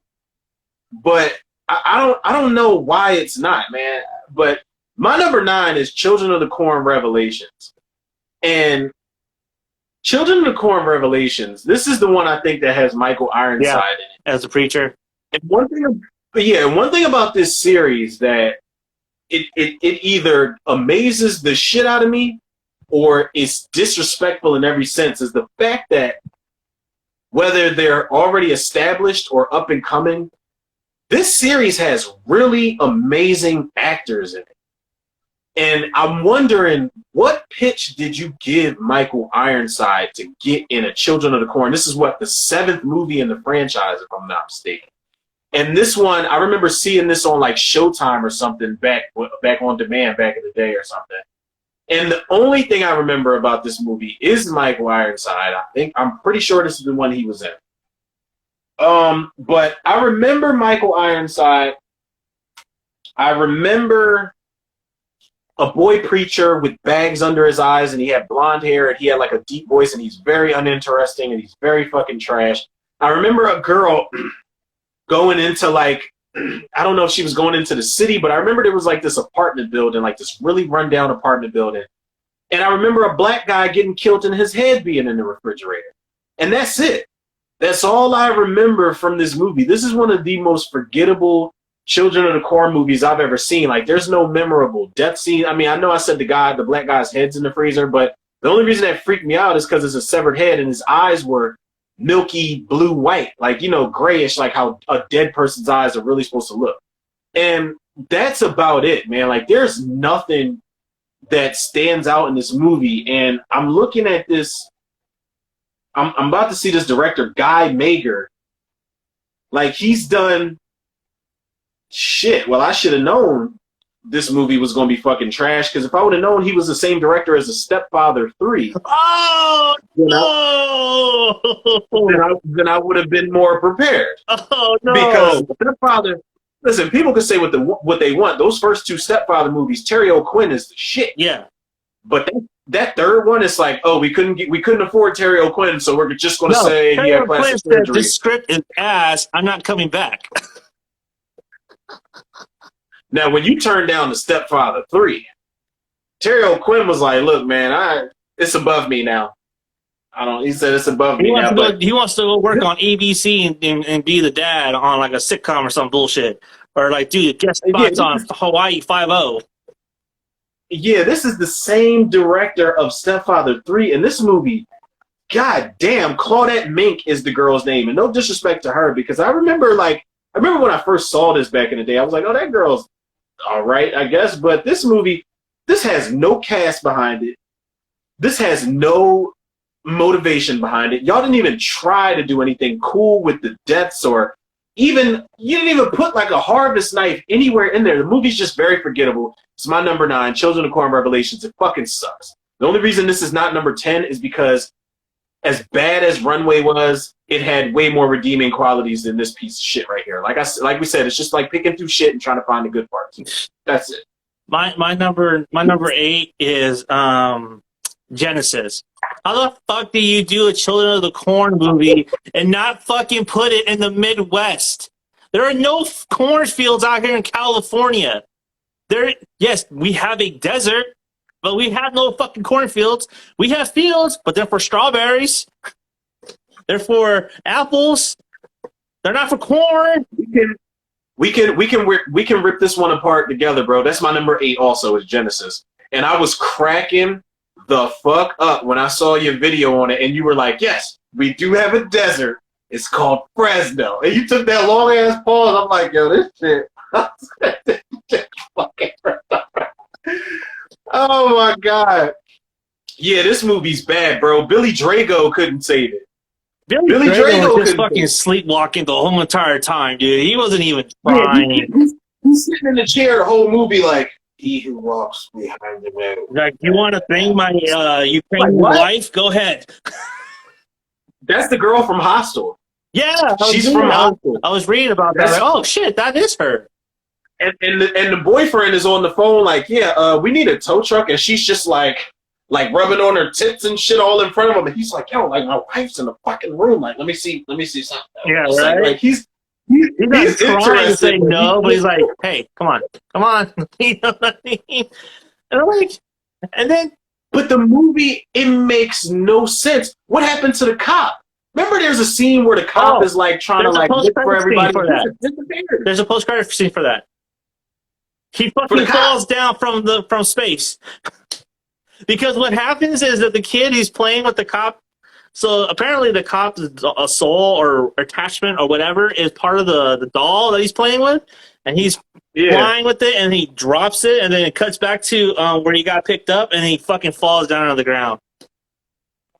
Oh, so we need our sequel to Children of the Corn Genesis. We need to call it the No, we don't. We don't. Sega Children of the Corn Sega CD. Yeah, I mean, this one actually had like an actual good idea where like the guy's like trying to like he picks up on that wasn't his wife, but that was like some hitchhiker that he brainwashed into thinking that was her son and whatnot. Yeah. And the idea of it behind it is like he's getting these women to raise these kids. You know what I mean? Yeah. And so it's her job to be motherly and protect them and to nurture them in order to keep them in line. And I thought that was like a really good idea, but yet you fucking squander it by not really following in on it, because then you try to turn this movie into like an erotic thriller. Like that doesn't work for a Children of the Corn movie, dude. Like these marriage couple are mad. His wife is mad at him because she thinks that he banged her, which he probably did. I mean, he took a long time on the phone. I'm just saying. He said you try to turn that shit into an erotic thriller. Am I wrong? I mean, because like it's very erotic in certain scenes. Like it is, man. It is when they go into that house and they get separated and they're only in two different rooms. It's like Billy Drago's in the chair trying to fuck the pregnant girlfriend. The fucking Slovakian Russian chick or whatever is in the kitchen trying to fuck the other guy while he's on the phone trying to call AAA. They do try to turn it into like Disclosure, Sliver, Fatal Attraction. I'm like, dude, that just doesn't work. That just doesn't work. Oh my god! Had you done it like that, had you just made a movie like that, then yeah, it probably could have worked. But no, you had to fucking throw in like the Antichrist in this fucking movie, and then all of a sudden you can fucking like control the semi truck and then just like start throwing cars and shit. Like, bitch, I know you're not really on the freeway too. That's another thing too. There is one part of this movie I always appreciated. Now, I remember when I had just bought this on a whim. It was like the Walmart $5 bin, and I'm just like looking through shit, and I was like, Children of Corn got another movie? Genesis, this must be a prequel, let me get it. Because I was a Guilty Pleasure fan at the time, so I remember there was a moment in that movie where, and it's a dry humor joke, but I was like, I can appreciate that little bit of writing, because the girl says something to her boyfriend where she's like, yeah, we're stuck in here with these crazy motherfuckers. And he's like, well, you were the one that suggested coming inside. And she's like, oh, really? Why am I pregnant? And then they just start laughing. And I'm just like, I see what they did there. He shot the club up. He dumped inside of her. I get it. That's funny as fuck. Oh, my God. That little small piece of writing, I'm like, okay, I can appreciate that. But other than that, the rest of the movie is just so, it's another fucking, like we said, bro, it's another fucking spec script. It's forgettable as shit. There's a bunch of shit in there that doesn't make sense. Like you said, if they would have just made it the movie that it was intended to be, they said, nah, we got to throw He Who Walks Behind the Rose in there, some corn. And we have a Children of the Corn franchise. We'll just some kernels around and shoehorn the kids in there. So thank you for joining us. We're ranking the Children of the Corn movies. We are at number... Shout out 8. Exploding Head Horror Podcast. Shout out. Big shout out. So Romero's number 8 was Genesis. My number 8 was Genesis as well. This movie should probably be last because it's kind of ass. All these movies are ass. 7 movies should be last. All right. My number 7. You want to do your number 7? Is Revelations. How do you have Children of the Corn and only have 2 kids in this whole entire fucking movie? Terrorizing a fucking building. I'm like, oh my god. Yeah. And you're right. There's no harvest knife in there. I don't know where to go with this movie. I checked out on this movie too. I'm just like, dude, seriously. Like, I feel like watching it, my brain broke.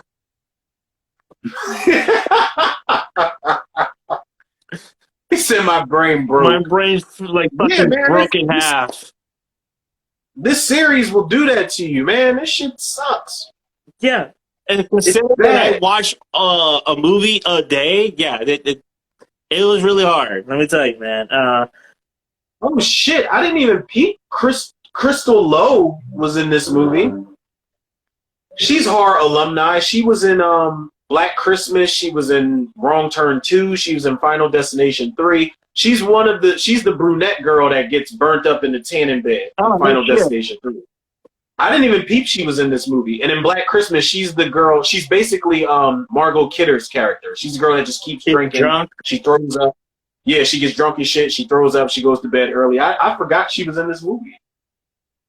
Yeah, I forgot Michael Arnstein was in this movie too. I'm like, what the fuck? What is Michael Arnstein in this movie?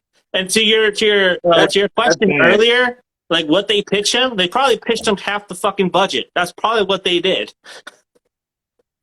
It's like, look, man, we got $200. We give you half. No, we just give you the whole 200. We got a couple rundown buildings in Nebraska we could use. Oh no, this was 2001. Michael Ironside, man, he deserves so much better, man, in so many movies. Not just the bad ones, but the ones that are good and the ones that are like on the verge of being something. Yeah. He just like, I don't know what what he's doing here. He's probably one of the biggest actors that this series has gotten. No. One of maybe the three, arguably. No. I know where you're going. Okay. And one movie has two. Yes. One movie has two heavyweights. We'll get there. We'll get there. I know what you're talking about. I was so mad. But yeah. I know. I was so mad because they didn't know what the fuck to do with those two characters. I know those two actors. I know what you're talking about. Yeah, I was so mad about that. But yeah, my number 7 is Revelations. Yeah, you know what this movie wanted to be? This movie wanted to be like a haunted house movie, but with kids. You know what I mean? Like they just set the fucking the building up by a cornfield. Yo, son. What up, son?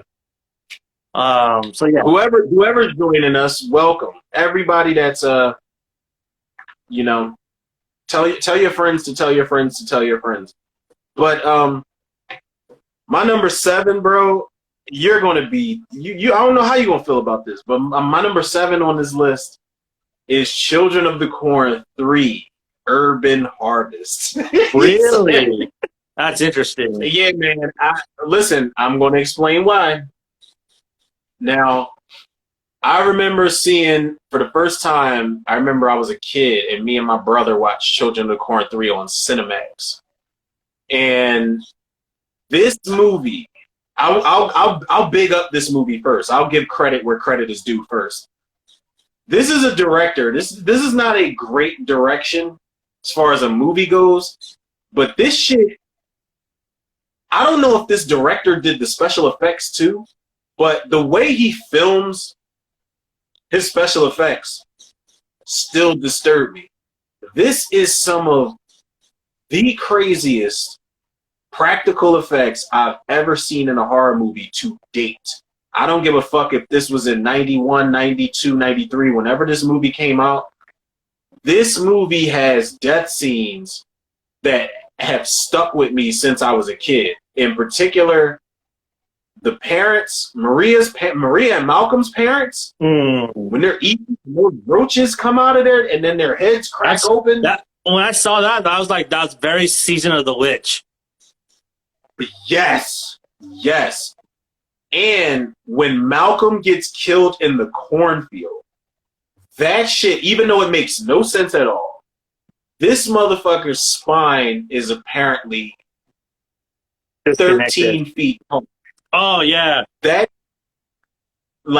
is one of the craziest scenes where the corn stalks are going into his body and they wrap around his neck and they just pull his head off, but when they pull his head off, his body is just like crunching down and sinking further into the ground. Like, this movie has special effects that are just straight up nightmare fuel. It's almost on some Hellraiser, Hellbound Hellraiser 2 shit, but it's not as disturbing. But it's just enough to keep me up at night. I like the effects in this movie, and I do like Malcolm and Josh. Mm-hmm. Eli's a bitch. I hate that fucking kid, and he has one of the most punchable faces in this entire franchise. I fucking hate that kid. But I like that Josh, and I remember you said this in your video review. You said that Josh was adapting because Josh is a teenager. Yeah. You know, he's doing what teenagers do, and he did kind of feel like a fish out of water, but he adapted really well. Like he plays basketball with the kids, and he's trying to hit on the girl, and he defends his brother in class, and he's trying to sit with people at lunch. Like he's doing what teenagers do when they're fish out of water and they're at a new school trying to adjust and try to fit in. So that shit was realistic for him, and it was kind of like a Child's Play 2 type of situation where we're in a new environment. We got to adjust, and we're adopted by these new parents who think we're fucked up, and they might not believe our bullshit, but yeah, they're going to get their comeuppance. They're going to get their comeuppance just as much as everybody else. But outside of that, this movie's number 7 because it's like, this is when, for me, this is when the series started to go the fuck off the rails. Like, this is the 3rd movie, and we're already having homeless people get corn stalks in their eyes while they're eating fresh corn. We're getting the foster mom to fall on a pipe, and the pipe goes through her mouth, and her mouth is spouting out blood, which they completely ripped off of My Bloody Valentine. And then you've got the dad who's like, this is the best corn I've ever tasted. Is this Land O'Lakes butter on here? I've got to sell this at work. Like, this motherfucker, like, these characters are fucking stupid. Then they try to connect these dots with this priest at the school, and the priest is having nightmares about the fucking town doctor from Children of the Corn 2. And it's like, is that your brother? Was that him? And he survived and got plastic. Listen, I don't know what the fuck they were doing with that priest. I just know that there's shit in the movie, of course, like any other Children of the Corn movie, that doesn't make sense. But it was like the ending, and listen, and Charlize Theron is in this movie. She's one of the people that are just like, yeah. While Eli's like, he's spitting bars. Nice big close up. Yeah, and she's still got those hypnotizing eyes, even in a fucking Children of the Corn movie. But she's bamboozled while Eli is like, yo, listen, man, I rhyme and I rip and I rip and I rhyme. Like he's at the podium and shit, like hypnotizing everybody. But the ending of this movie is fucking bad. Like I feel like if they would have gave them the proper budget nowadays, there's one moment where the stop motion. Yeah. He who walks behind, is that supposed to be He Who Walks Behind the Rose that grabs the girl? It's a doll. It's a Barbie doll. Yeah. It's a doll. And it jumps off because T-Loke, who's the town gangster, T-Loke goes to grab the knife off the ground, and then the thing grabs his face and pulls him into the ground. Okay, that's cool. That's very Tales from the Hood. But then when that shit when He Walks Behind the Rose comes out, and he's just like, it's like, it looks like fucking Altered Beast on Sega Genesis and shit. Like when you fight that first boss, I'm like, okay, it could be cool. It's a cool concept.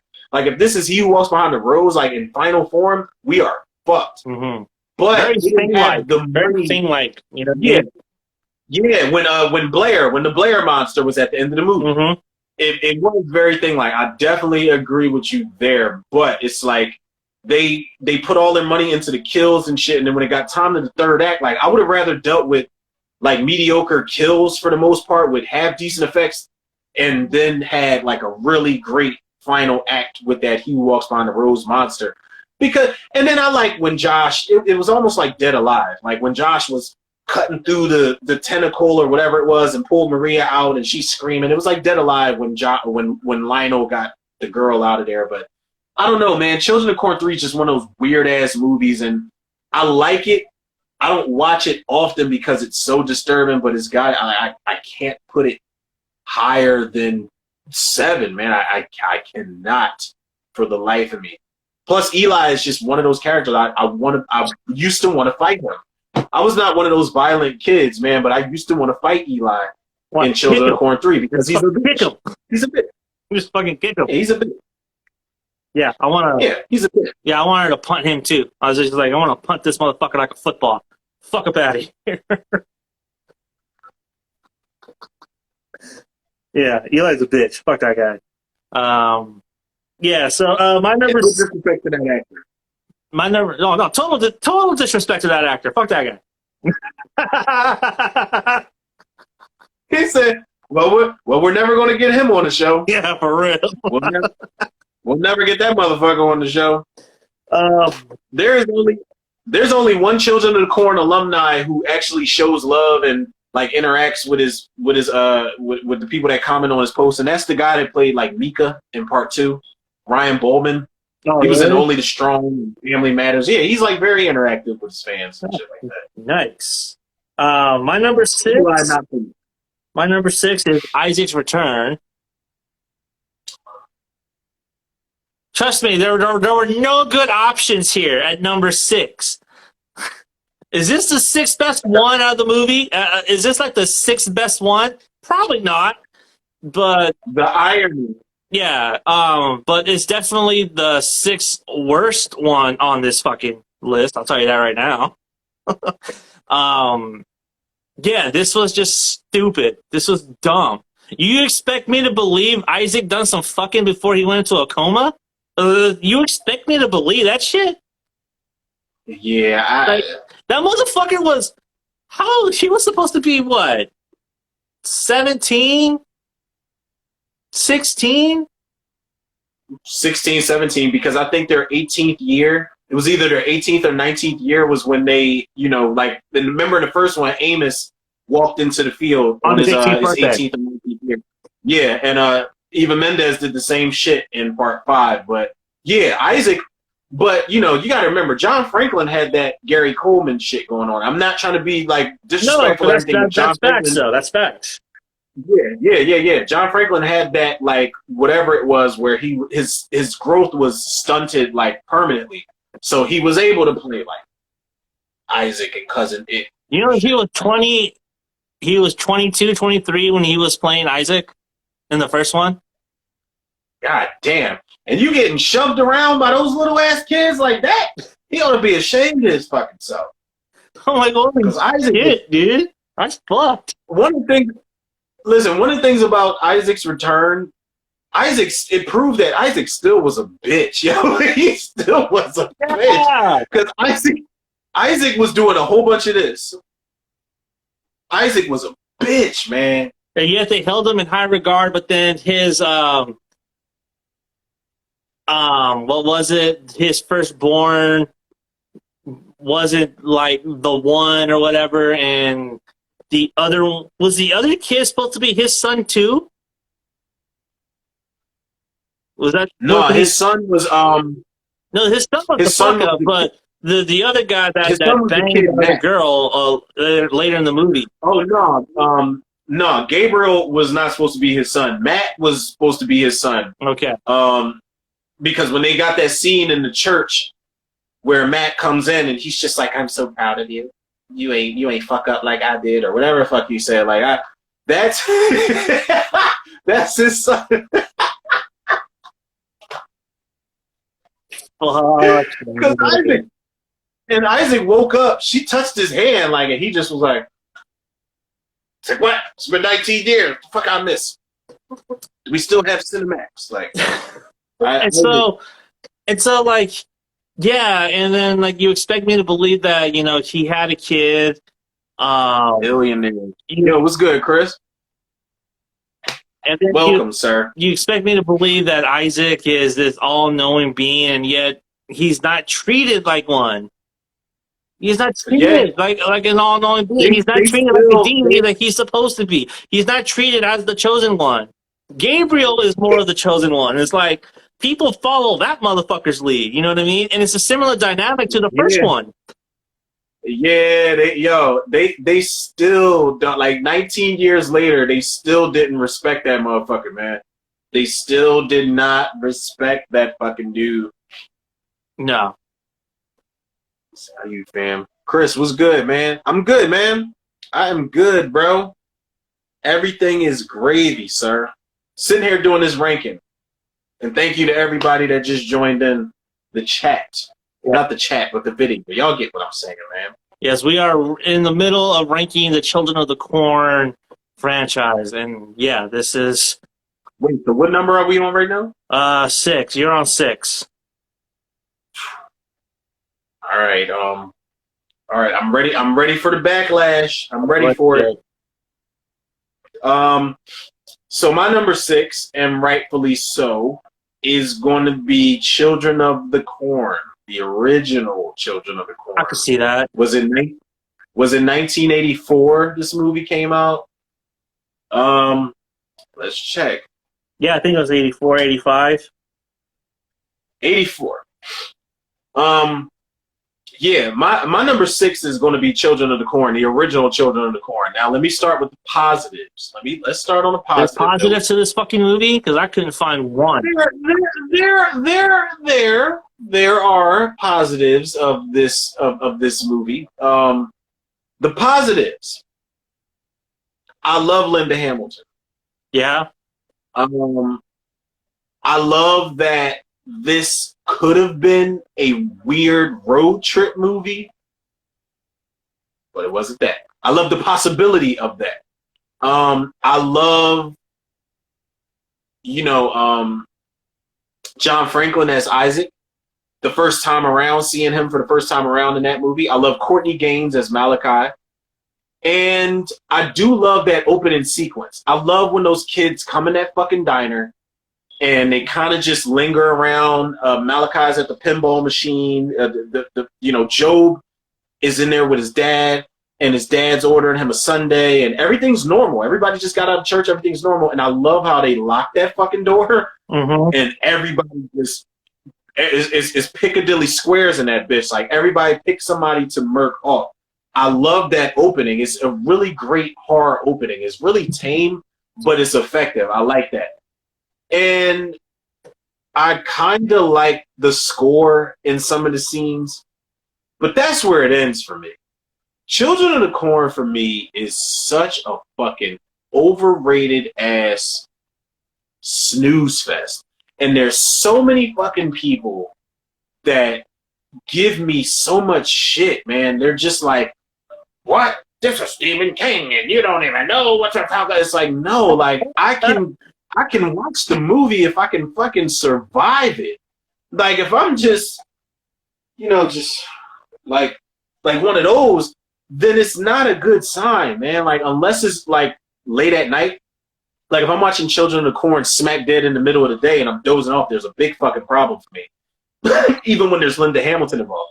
Oh, and another plus is John Philbin's in here. John Philbin was in Return of the Living Dead. He played Chuck in Return of the Living Dead. I like that actor. But this movie is boring.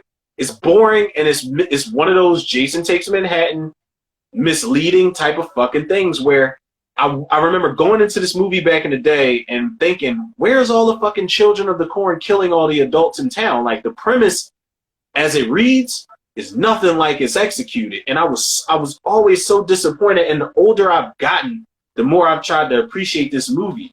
And I'm just like, I can't, man. The movie's fucking boring. It's fucking Bert and Vicky driving down the road for 7 hours. It's Job and his fucking sister, painting pictures and playing Monopoly and all this shit. It's Isaac and Malachi having a fucking lover's quarrel because they're the secret couple in this movie.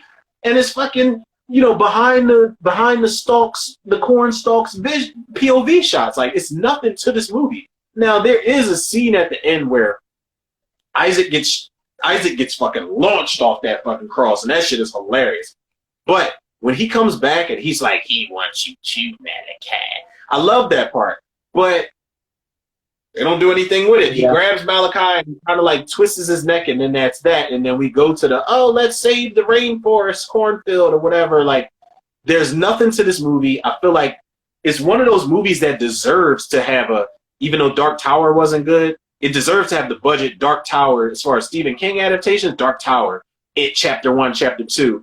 It deserves to have that budget behind it. Like, we don't need this fucking Kurt Wimmer straight to DVD second time around remake for this fucking movie. Like, we need something really good because the original's boring. It's just boring, and it's fucking uninteresting, and the characters fucking suck outside of Isaac and Malachi for the most part. Like, it's just not a good fucking movie. I don't like the original Children of Corn like that. I think it's overrated shit. I really do. Yeah, I would agree with you. I tend to agree with you there. My ranking would say otherwise, but I totally agree with everything you're saying. Totally agree with everything you're saying because you're fucking spot on, and I totally agree. My number 5 though is Fields of Terror. Yeah, again, like, is this the 5th best movie of the franchise? No, it's the 5th worst movie of the franchise. That's just how I'm looking at it now. My top 5 are just the worst of the worst. I really don't know why I have this at number 5. Maybe just because it's part 5. I love Fields of Terror. Rest in peace. Shout out to the late great David Carradine and Alexis Arquette. I love Fields of Terror. But go ahead. Oh, not rest in peace, but Fred Williamson was in this fucking movie too. That's when we were talking about the 2 actors that they fumbled. Okay, so my big issue with that is, like, you have these 2 guys. They have no idea they're in a Children of the Corn movie. Nah. They have no idea that they're in a Children of the Corn movie. They think they're in like some David Koresh biopic or some bullshit like that. And David Carradine is playing a Jim Jones type character. It's like, man, you could have done so much with that material if this wasn't Children of the Corn. No, and you are so right. Nobody told them they gave them those scripts with the the fake names, the fake shooting titles. Yeah. You know, like, they gave them that, and then they were just like, "Oh, hell yeah, let me put some oomph into this role." Nah. Yeah. Nah. Yeah, and you totally fumble that. You fumble Alexis Arquette's character. You fumble. Loved his character, man. I loved his character, man. It's so fucking sad he's gone, man. Yeah. He was a great fucking character. And Eva Mendes is in this movie. One of her first movie, and she's even gone on record and says, like, I took acting classes after I watched my stuff on this. Because she's like, her first moment in the movie is when the urn gets closer in the car. She's like, "Get away from me! I don't want to look at that."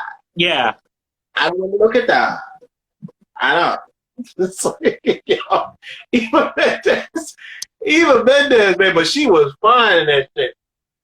We didn't know she would grow up to be Eva Mendes. The way that she is Eva Mendes. All humble beginnings, man. And then you waste Kane Hodder on top of that in a bartender. Oh, he was the bartender. Like, he was a bartender. You waste him there. Like, what the fuck, man?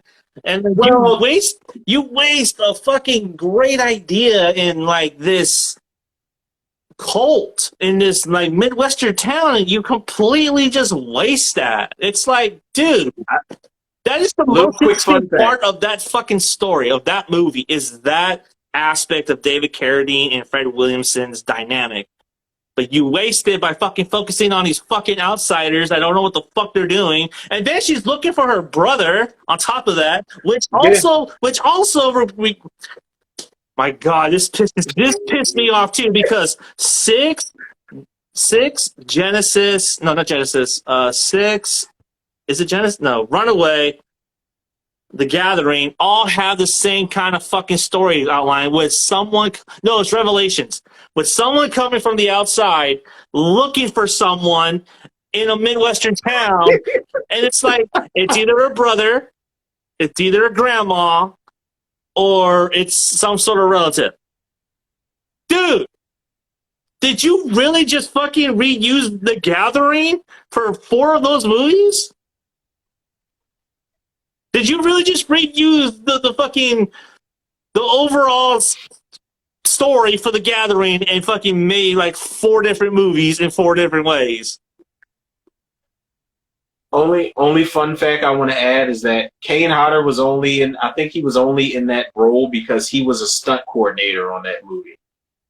That makes sense. I think he was a stunt coordinator on that movie, so they were just like, "Hey, we need somebody to play the bartender that's not that good." Oh, and that guy, remember that guy that was in the bar talking to Alexis Arquette and that girl, the girl with the brother, when he was like, "Yeah, Luke Enright. He worships some guy named He Who Walks Beyond the Clouds or something." He is the preacher that Hannah picks up in the beginning of part 6 in the car. Oh, he's the preacher that disappears. He's in there. That's the same fucking actor, bro. Same guy. So I don't know. This series is all over the goddamn place. Yeah, They don't even know what they're doing. Yeah, like you see that pattern in Gathering, Fields of Terror, and in Revelations. Like it's the same fucking story, just executed differently. And I'm like, dude, this is kind of lame. And then Eva Mendes walking into the flames and whatever, and then like the brother saying "help me" and all this shit. I'm like, dude, this is kind of lame. Like, what the fuck is this shit? And then the sheriffs come in and barrel down on the compound, and it's just like, you totally wasted Carradine and Williamson. Like, you motherfuckers. All David Carradine had to, he said, listen, I'll be in your movie. I'll sit my ass down. If you want me to get up, kill me off. Mm-hmm. Kill my character off. And what happened? As soon as his ass got up, he got shot. His shit, his shit split the fuck open, and a little Puff the Magic Dragon came out and killed Fred Williamson. That movie made no. I wanted to put that on TikTok, like one of those little narration videos, because this shit made no fucking sense. Like Luke got up, and then his head split open, and a dragon popped out, and he was supposed to be the human incarnation of He Who Walks Behind the Rose. Like, that's who he was supposed to be. Like, he even says that too. He even says that to the girl. Like, I am he that you.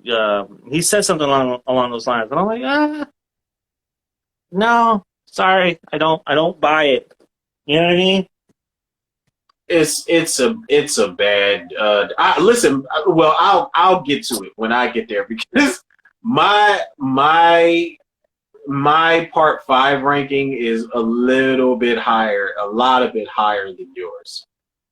But we'll cross that bridge. But I will say, they definitely had 2 amazingly talented actors that they had no fucking clue what to do with it. And those 2 were probably the steal of the entire series. Yeah. And I'm not even saying nothing against Michael Ironside. I love Michael Ironside in like the majority of the movies I've seen him in.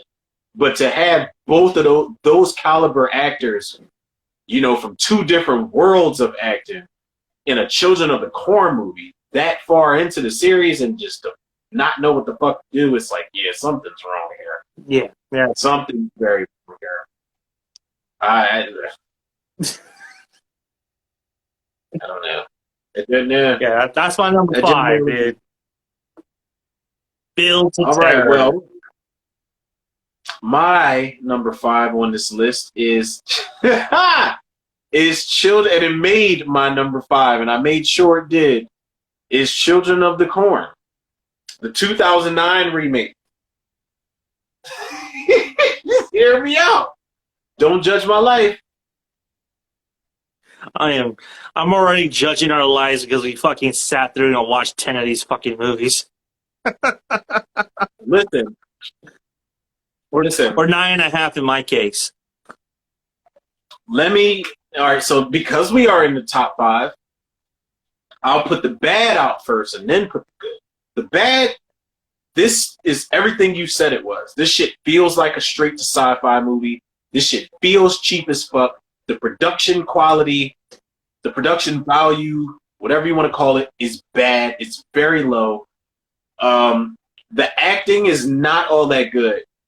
The main guy, he does okay, but he's way more intense than he should be in the fucking Children of the Corn remake that's made for sci-fi. I feel like somebody should have been like while he's like overacting, like, I'll kill all of you. Somebody should have been like, no, it's Children of the Corn. Like, just, he's still rolling, but just stop. Like, pull it back a little bit. Like, somebody should have been like giving him pointers.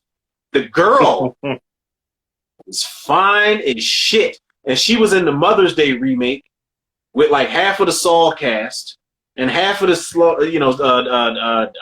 Sorority Row cast, and Rebecca De Mornay. That girl's in there, but I will say this about the Children of the Corn remake. For one, I do like the guy that played Malachi. He looked like Courtney Gaines, but he looked like more of a brute version of him.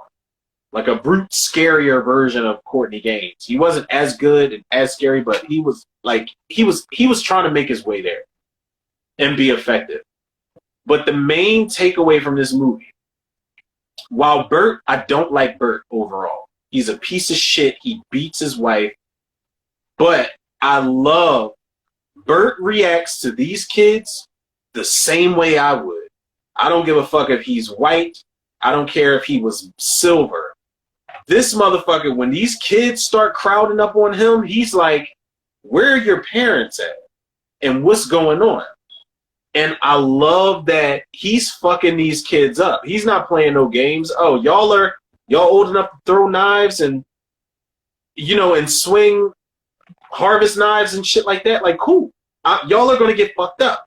Y'all are going to get stabbed. Y'all are going to get, at some point he snaps somebody's arm in half and you see the bone poke out.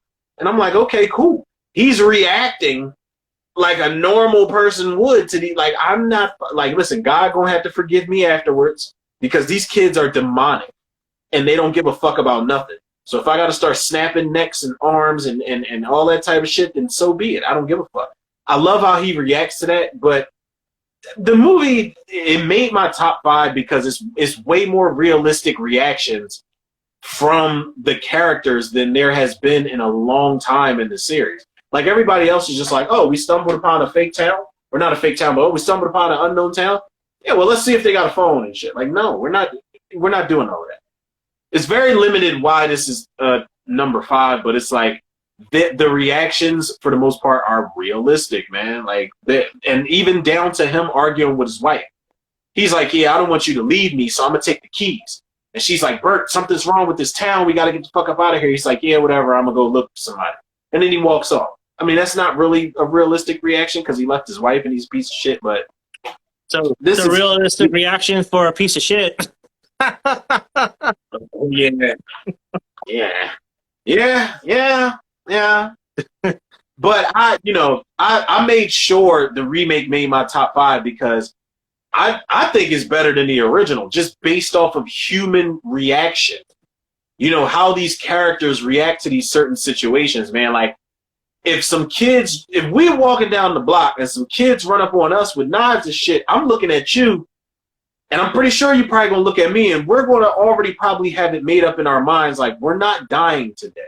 We're going to have to figure this shit the fuck out, whether we have to snap some necks, whether we have to make some calls after all of this. We're going to make it back to where we're going. I'm taking off my belt and start swinging with buckle first, dude. I'm not even going to wait for it. I'm just going to take off my belt and start swinging the buckle. That's what I'm going to do. He said with the buckle first, right? You need to clink somebody in the fucking face or in the, like right here. Right here is going to fuck somebody up really good. Or right there on the bridge. Especially how like the little metal buckle with the sharp edges. Like, what? Yeah, you just hit somebody. Like, yep, and we out. Yeah, we out. And I don't care. We no shame in our game if we have to run really fast. We don't have to tell anybody about it until after the fact. We can talk about it on the show. Like, yeah, people, we got chased in Gatlin, Nebraska last week. But we weren't even going to talk about it until after we made it out. Like, type of shit like that. Yeah. But no, my number 5 is Children of Corn 2009 remake. That's my number 5. So we can. My number 4, The Gathering. Oh. Yo, yeah. It's like your 6 was Isaac's Return. Your 5th was. It's like the way you're going. It's like your 4 is part 4. I like it. Yeah, you would think. This is the 4th worst movie of the franchise. I'll just tell you that right now. Naomi Watts got paid. I think she said she got paid $15,000 for this movie, or $50,000, and that was pretty much the whole budget for this fucking movie because it all went to her. The rest probably went to Karen Black for being Karen Black. Yeah, rest in peace. Shout out to Karen Black, man. And it's kind of sad too that Karen Black had to play like this senile old woman, and it's like, man, that kind of sucks. She played what basically Sigourney Weaver was going to become in the Copycat movie. That's basically what it was. She had like what agoraphobia. No, read the comment. It said brave listening. A brave listing the Children of the Cornflakes by quality. Oh my god, man. Yeah, I know. And shout out Steve Barton. Did you know that guy that motherfucker is the one of the producers on the Terrifier too? Oh, That guy's in our stream right. Yeah, that motherfucker's in our stream right now. So no shit. Nice. we love it. Yes, Yes. thank you for joining us, man. We appreciate you. Yes. Well, if you're Yeah. still around, please. We're almost done with this. Yeah. But part 4, Yeah. not that good. Karen Black, man. Wait, do you have any redeeming qualities for this shit, bro, or what? Because I Naomi actually Watts' listen. acting I'll ability. I'll get to my. Naomi Watts acting in a horror movie as like very She seriously. wasn't bad. She's okay. That's what I'm saying. She's okay. Like she was doing a lot better. She put in the work, bro, in a direct to video movie. That's what I'm saying. Oh no! Fuck Ooh. no! Fuck. He no. said, he said, what's next? The Howling franchise? Listen, I've never even seen, you know which one I've seen? The Howling Reborn or Rebirth. What was the CW version of that bullshit? I've never even seen the original with Dee Wallace. I've never seen Your Sister's the Werewolf. I've never seen the Marsupials or none of that shit. I've never seen it. There's a crazy Howling movie that was never released. I think it was Howling 7. It was like a fucking musical or something like that with like dancing werewolves and singing werewolves and shit. But it only screened one time, from what I understand, one time in a theater and never again. Never again. Oh. No one's ever seen it. And I know Joe Bob's been trying to get it on Shudder for a while because he wanted to screen it on his show. I'm like, no, dude, I can't do it. He said only good one is the first one. I still have to see the first one. I love Dee Wallace and everything she's in. I need, like, even Critters Attack. Like, I have to watch it just for her. And because werewolf, like, I wanted to watch The Howling because the werewolf genre is like, people have forgotten how great that shit could be. Like, I meant to watch Howl. I think the last really decent werewolf movie was Dog Soldiers. Yeah. Yeah. Dog Soldiers was pretty dope, man. I'm not gonna hold you. Yeah. It was pretty fucking decent. I was really surprised how good that shit That's a was. Predator movie disguised as it's a werewolf movie disguised as a Predator movie. You know what I mean? You know what I mean? Kind of the same way. He said, "Fam, what the fuck? What the actual?" You know what I I mean? know. I'm Watch that shit I'm like fucking now. yeah. I gotta put that on my 80s. Like, I gotta put that on my 80s watch list. Like, I got my modern watch list I worked on, but my 80s watch list, like, I have to put on Happy Birthday to Me, The Howling. That one's on my list too. Happy birthday. What? Happy Birthday to Me? Yeah. Yeah, I've never seen Happy Birthday to Me, and it looks to be, well, first of all, I already spoiled it for myself because you ever seen that documentary Rise and Fall of the Slasher film? Yeah. Going to pieces. They spoiled the ending. Yeah. I know what the ending is, but it's like I still want to How see you get there, though, the is a thing. It's like how you get there is really the most enjoyable. Yeah, I want to see that. I still got to watch Graduation Day all the way through. Like, there's a bunch of movie, dude. It's very Graduation Day. It's we covered that on the Bump of the Night podcast, and it's edited very weird, but it's very fun though the way that it's edited. It feels like there's a scene in Graduation Day that I saw that made me want to watch it, and there's this guy. I don't know who the fuck he is, but there's this guy who's like just randomly pole vaulting, and he pole vaults. And it's in slow motion, and it's got this intense music, like, and he's pole vaulting, and then you just hear him scream. And then when the camera goes back to him, he's got like he goes on to like a Mortal Kombat better spikes and shit. Like, it's like that movie looks fucking hilarious, man. So many '80s movies I haven't seen. Graduation Day is fire. He said, 2 kids in a bucket. Go watch The Howling. This shit just better be great, man. I'm trying to think of what should I. Okay, I'll put this on a separate page. It's The Howling, and what were we just talking about? A Graduation Day. Graduation Day. Yeah. Happy Birthday to Me. And Happy Birthday to Me. And The Prowler is one I have to go back on. Oh, that's a fucking fire movie, dude. That's a movie that's like in my opinion, is like My Bloody Valentine, where it doesn't get enough praise. That is a mean-spirited fucking Yeah. movie. Really good. That's the one where that guy's walking around with like a pitchfork or something, right? Yeah, he's dressed up as a World War II vet. Yeah, and is that movie where Joseph Zito, the guy that did Final Chapter. the final chapter? Yeah, he did that movie, and that's the Prowler is the movie where that girl's in that pool. That's the one scene that I sat all the way through. Was when that girl was in the pool and you think she's going to get out. It's almost like some Strangers to Pray at Night type shit. Where the girl, you think she's going to get out, and that motherfucker pops up in that fucking, Forest Green outfit, and he starts digging that knife into her neck. Yo, Tom Savini, man. Tom Savini was just like chef's kiss with that fucking gore, bro. Yeah, he was. God damn. He actually played the Prowler for a majority of that movie. Did he really? Yeah. That makes all the sense in the fucking world, actually. He played the Prowler throughout the whole movie. Another movie that I think is like kind of out there, but I kind of enjoy is on The Mutilator. The Mutilator, is that the front cover with the hook? Yeah, with all the people lined up. I've never seen it. That's a flex right there. Damn. That's a fucking flex. Okay. All right. Yeah, that's a flex. Like, Okay. I was just hanging with the beanie. No big deal. Hanging with the master of gore, Yeah, man. That is, we got to get our fucking status up, apparently, sir. Yeah, we got to do like 18. Yeah, we got to do like 18 more of these live streams to hang out with Savini and this guy, apparently, man. God damn. Hell yes. That is.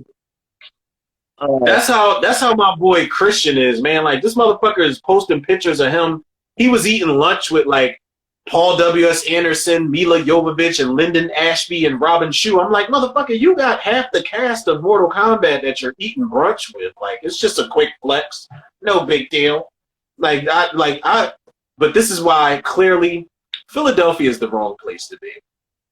I am a fish out of water, man. I am in the wrong fucking place. I need to cross some state lines to make shit happen. His table was next to us at New Jersey Horror Con. Nice. Yo, and somebody just hit me up and said that they were staying at like a hotel or something that Horror Con was just happening at or something. I don't remember what it was exactly, but somebody had messaged me on Facebook and said that there was some type of horror con or something going on. And she said that the place she was staying at was like, that's where it was at. I'm not sure. What number were you on? Were we on 4 or 5? 4. So you'll be on 4 right now. Came across the bridge October 6th. Huh? Is it my go? Yeah, it's your go. All right, so my number 4 for this Children of the Corn ranking is Children of the Corn 666. It's my number 4. I think Uncle Creepy invited you. I think Uncle Creepy said, come across the bridge October 6th, Cherry Hill, Terrifier 2. You were at number ass.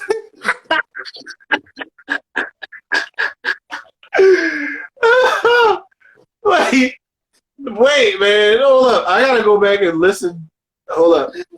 Okay. Over.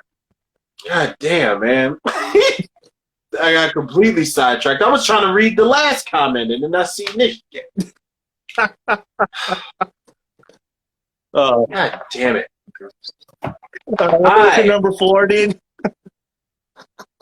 My number 4 is Children of the Corn 666. Wow, that's pretty high for that fucking movie, dude.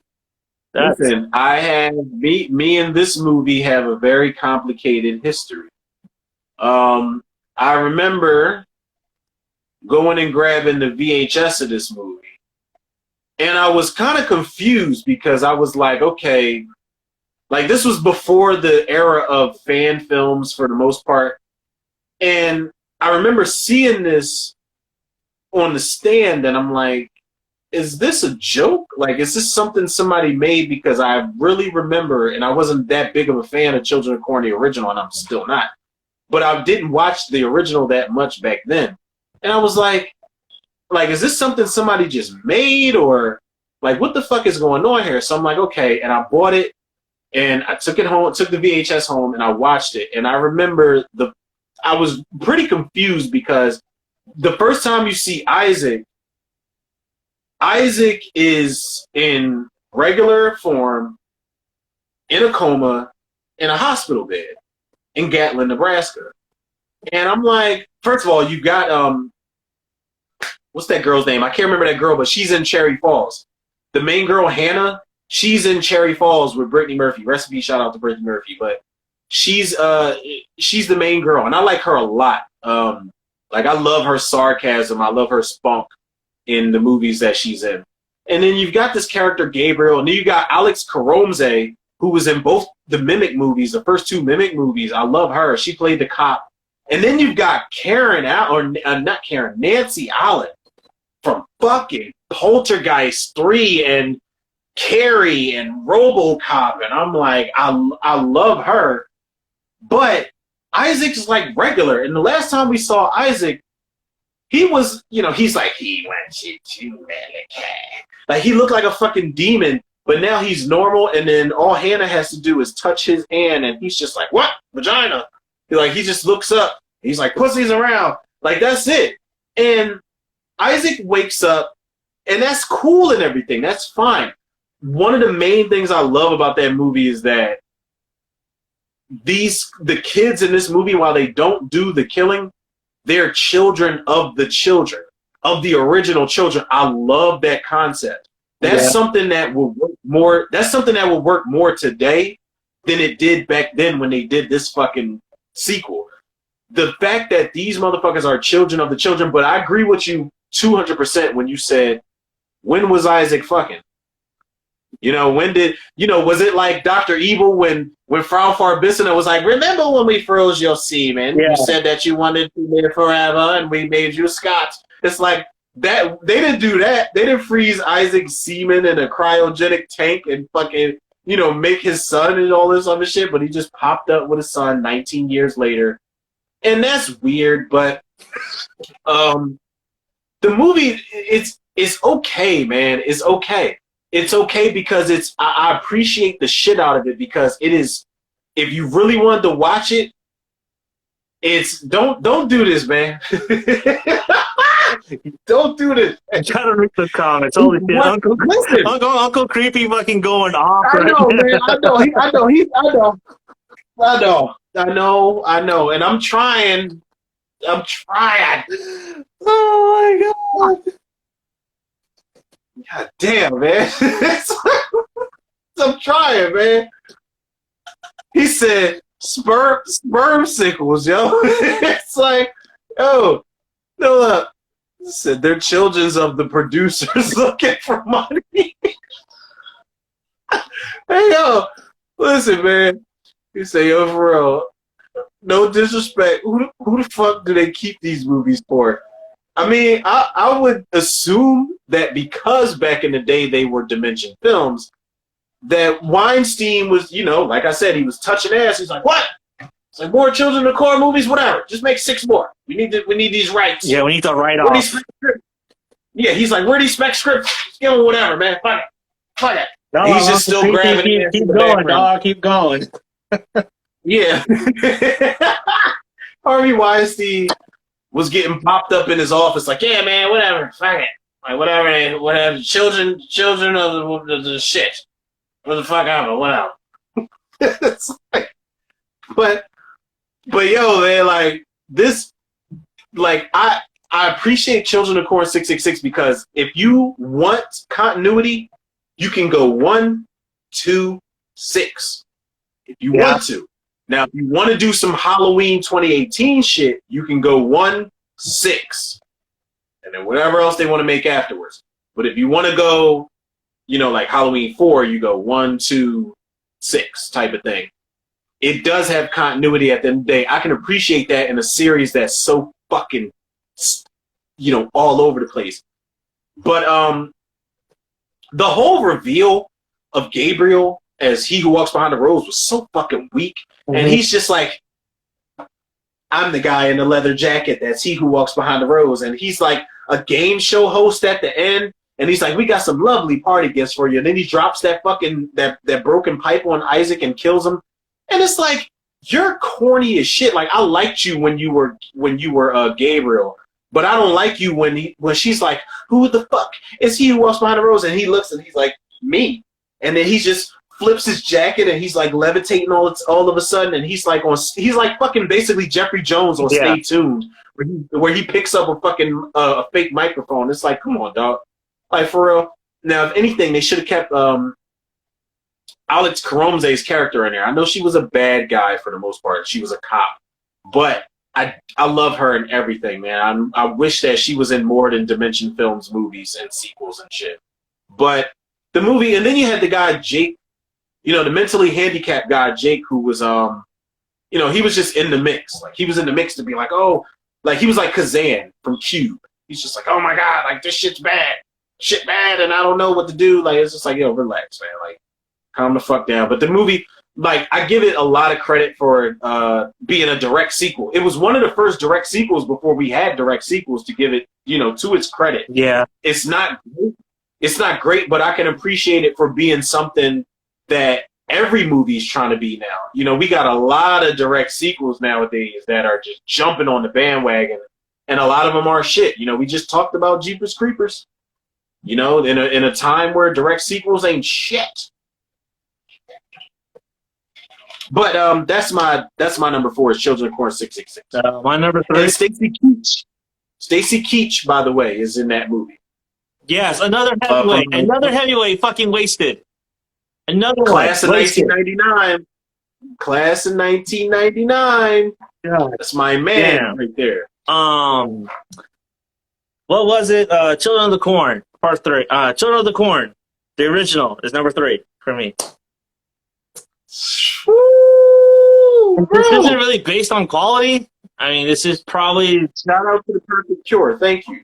Thank you. Thank you for joining us. Yeah. Everyone. Thank you, everybody that is still rocking the fuck out with us for... He said that new Jeepers Creepers makes 3 look like Dawn of the Dead. Listen! Wait, which one? Which one? Which one? Listen. Yeah. He's talking about the new one. Oh, he's talking about the new one? Okay. Wait, are you talking about? Wait, what are you talking about? The new what? Jeepers Creepers or Dawn of the Dead? You said Dawn of the Dead. Looks like Dawn of the Dead. Oh, well, listen. Listen, Steve, you got to be specific. Because first of all, Dawn of the Dead, the original, is a motherfucking masterpiece. Yeah. I want the extended directors, producers, editors version of that movie, because I will watch 4 hours of that shit. But he said the new one. Listen. Yeah. It's that bad, bro. I'm telling you. Now both of the listen, he said the new one, but both of those Dawn of the Deads are good. Like Zack Snyder's, they're 2 different things, but Zack Snyder's Dawn of the Dead is one of the best horror remakes ever. But believe me and believe him when we say that Jeepers Creepers reboot, remake, direct fucking sequel, whatever, is fucking garbage. Garbage. I had to get my money back. I didn't even buy to go see it. I was actually supposed to go see it yesterday. I was supposed to see it yesterday, but I was like, nah, I'm not driving 20 miles away from my house just to be pissed off. So I'm going to stay here and not fucking watch that movie. Yeah, it is terrible. Yeah. Terrible. Yeah, I mean, everything you said about the original Children of the Corn stands. I think the only thing that really stood out for me is the relationship between Malachi and Isaac. I thought their dynamic and their struggle for power over the kids actually was much more interesting than the adults just wandering around the fucking place trying to look for a phone or look for a way out. Had they had played it, Malachi and Isaac, and had to pit them against each other and having the kids choose sides like Lord of the Flies, I think that would have been much more interesting as opposed to what we got. You know what I mean? So I think that was the only thing. Like, they're bickering in front of the fields, in front of the kids. I felt like they could have done so much more with that. And on top of that, you fucking have this awful, awful CGI effect that just doesn't work. Like, I don't know what you were thinking about going that route, like having the clouds and all that shit. It just looked bad, dude. It just looked really bad. I'm like, nah, I'm good. I can't abide by that shit. I'm sorry. I'm giving you a pass up until that point. Then okay, whatever.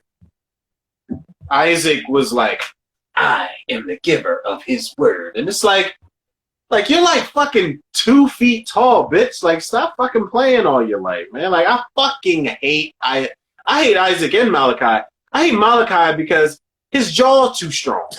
Like, your jaw's strong as shit, dog. And I didn't even realize, is Malachi the one from Back to the Future? Like, I saw a rumor that he was the one from Back to the Future where he was like, "Scram, McFly." Yeah, I'm cutting yeah, in. he was one of the big boys. That was him? Yeah, he was one of the boys. Yeah, and you first see him when they got the "kick me" sign on McFly's back. It's like, oh. He says, stop giving him credit. Yeah, we're giving this fucking franchise a break and a half, man. Yeah, we are. Yeah, we are. Holy shit, man. We got 2 more spots left. All right, so what are we on, number 3? I did 3, so yeah, you're on 3. All right, wait. Do I have time to? I have to run to go for it. I have to run to the sproutsy sprouts.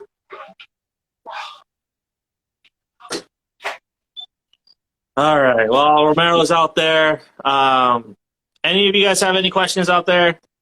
I see. This is the first time I've ever heard anyone dissect the corn. Trust me, when he had pitched this idea like 2 weeks ago, I was not thrilled about doing this franchise. I initially didn't even want to do this franchise. I was like, okay, whatever. We needed a ranking, and he said, Children of the Corn. And my dumbass said, yeah, that's a good idea. I've never seen any of those. And I wish I still hadn't seen any of those, but now I can't. So.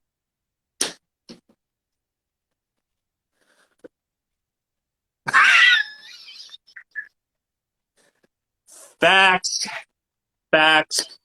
Not going to argue there. Not going to argue. That is true. Romero's Empty Chair is better than those films. Do you like any of the films, Uncle Creepy? Or do you hate them as much as we do? I mean, we obviously have to have a number 1 just because that's just how rankings work, but is there any of the movies that you do like, or do you just hate them all? I'm just curious.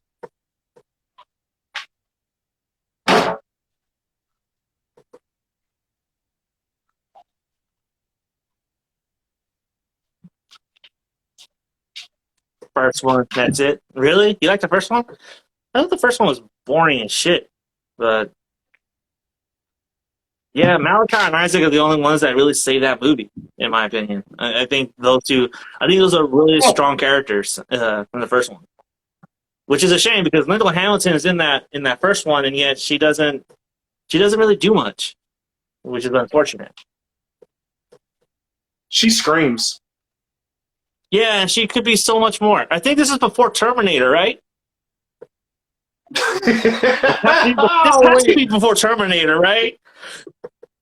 Yo, I think it is. Yeah, it is. It is before the first Terminator because they both came out the same year, if I'm not mistaken. Both the Children of Corns came out in '84. Yeah, this is before the first Terminator. Okay. Second one was okay. Yeah, I agree. Second one was okay. I love that wheelchair scene in the second one. The second one, that scene fucking had me dying, dude. Oh my god. Classic. That was so out of pocket. Bingo. And he's like, he came up from up the table. He's like, big, like, not knowing people are dead as shit. No, he looks right at her. And he's like, bingo. But you see, they're struggling. Children of Romero's empty chair. He who sits behind the desk. What, man? I'm back now. I had to, nature called for a second. And here I am with another drink. It's the only way to get through this fucking ranking. Yeah, for real. Four Locos, man. I hope that's like your first one still. Oh, there's your second one? Listen, I do this shit for real, bro. Like, I'll be right. As long as I eat, I'm okay. Like, where do you think the inspiration for these intoxic commentaries come from, man? No, I know. Well, your intoxic commentaries are pretty fucking hilarious. Like, I'm still waiting on. I have not done an intoxic commentary for so long, man. I'm waiting for. Hey, we're gonna do that though. We're doing that. Halloween Resurrection. He said, "Fellas, I got a buzz." Yeah, man. Thank you so much for joining in. And jump on with us one time, man. Jump on with us next time. Next time we do these rankings or whatever, you are more than welcome, man. Sorry, I got your show. Nah, all good, fam. All good. It actually made me go through these fucking bullshit movies. yeah. Thank you, man. We need all the interaction. We appreciate you so much, man. Thank you so much. Yeah, first and every third Wednesday, man. So we'll reach out and see if you're available. Okay. Absolutely. So yeah, your number. Yeah, Halloween Resurrection is going to be our. That's going to be the next. Wait, we're doing that for October, right? Yeah. We're doing that commentary. We should do that. Oh my god. That commentary for Halloween Resurrection, dude, we're really doing it. Start off October with that. So you want to do it to start off? So you want to do it before the Halloween Ends review? Yes. And then when we do the Halloween Ends review, we're gonna do the ranking for those movies, and then do whatever. Yo, listen, I'm telling you, that Halloween Resurrection commentary, I'm gonna be like, this is nothing. These Four Locos, like, I'm gonna have like some Kettle One or some shit. Like, I'm gonna be like, fuck up. I hate that fucking movie so much. The last time I did commentary for Resurrection, it was in Tox commentary. I was fucked. I think that was 2 years ago, like a year ago. Something like that, yeah. Yeah, I think so, right? And the thing is, like, my ranking for it changes every time I watch it. Every single time. This would be the first time I watched it since I rented it back in the day, like in 99, 2000. Oh, yes. So, yes. So for me, I'm like really like, I'm kind of excited to revisit this because I want to see Busta Rhymes fucking kung fu the shit out of Michael Myers. Bro, can I say something? Like, can we flex real quick? What's that? Before we head into number 3, can we just fucking confirm that we might have just locked in the producer of the Terrifier 2 for our next episode? Yeah. Come on, man. R&Z Live, people. Yeah. Tune in. Yes. Yeah, we're definitely have to follow through on that for sure. God damn.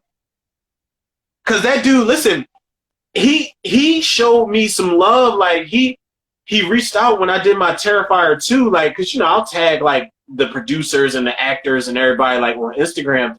And he reached out and was like, "Yo, man, I loved your Terrifier 2 reaction. If you want, if you want a guest on the show, let me know." I'm like, is this shit for real? Like, it's always, bro. I noticed something, man. Like, I don't know if this is like the same goes for you and Ginger Snap and Miss Moist. Like, since y'all been doing the podcast, because y'all been doing it longer than me. But is it like the more independent, like, fallback people that aren't so mainstream show y'all more love than it's crazy, man. It's like Brian Kruger, like, he shows us love. The fried berry guy, he shows us love. Yeah, you know what I mean. I remember y'all told me y'all interviewed him before I did the review with y'all. Yeah, you told me you interviewed that dude, man. Like, that is so fucking humbling, bro. Like, that keeps us fucking going. That keeps us going, man. That is amazing. Yeah. I love that shit. And definitely going to have to follow through with with Uncle Creepy. You're definitely gonna have to, do all that stuff. So definitely, knock on wood, let's fucking go. I'm so. Yeah, man. Yeah, we just locked something in there. We just locked something in there. I like it. I like it a lot.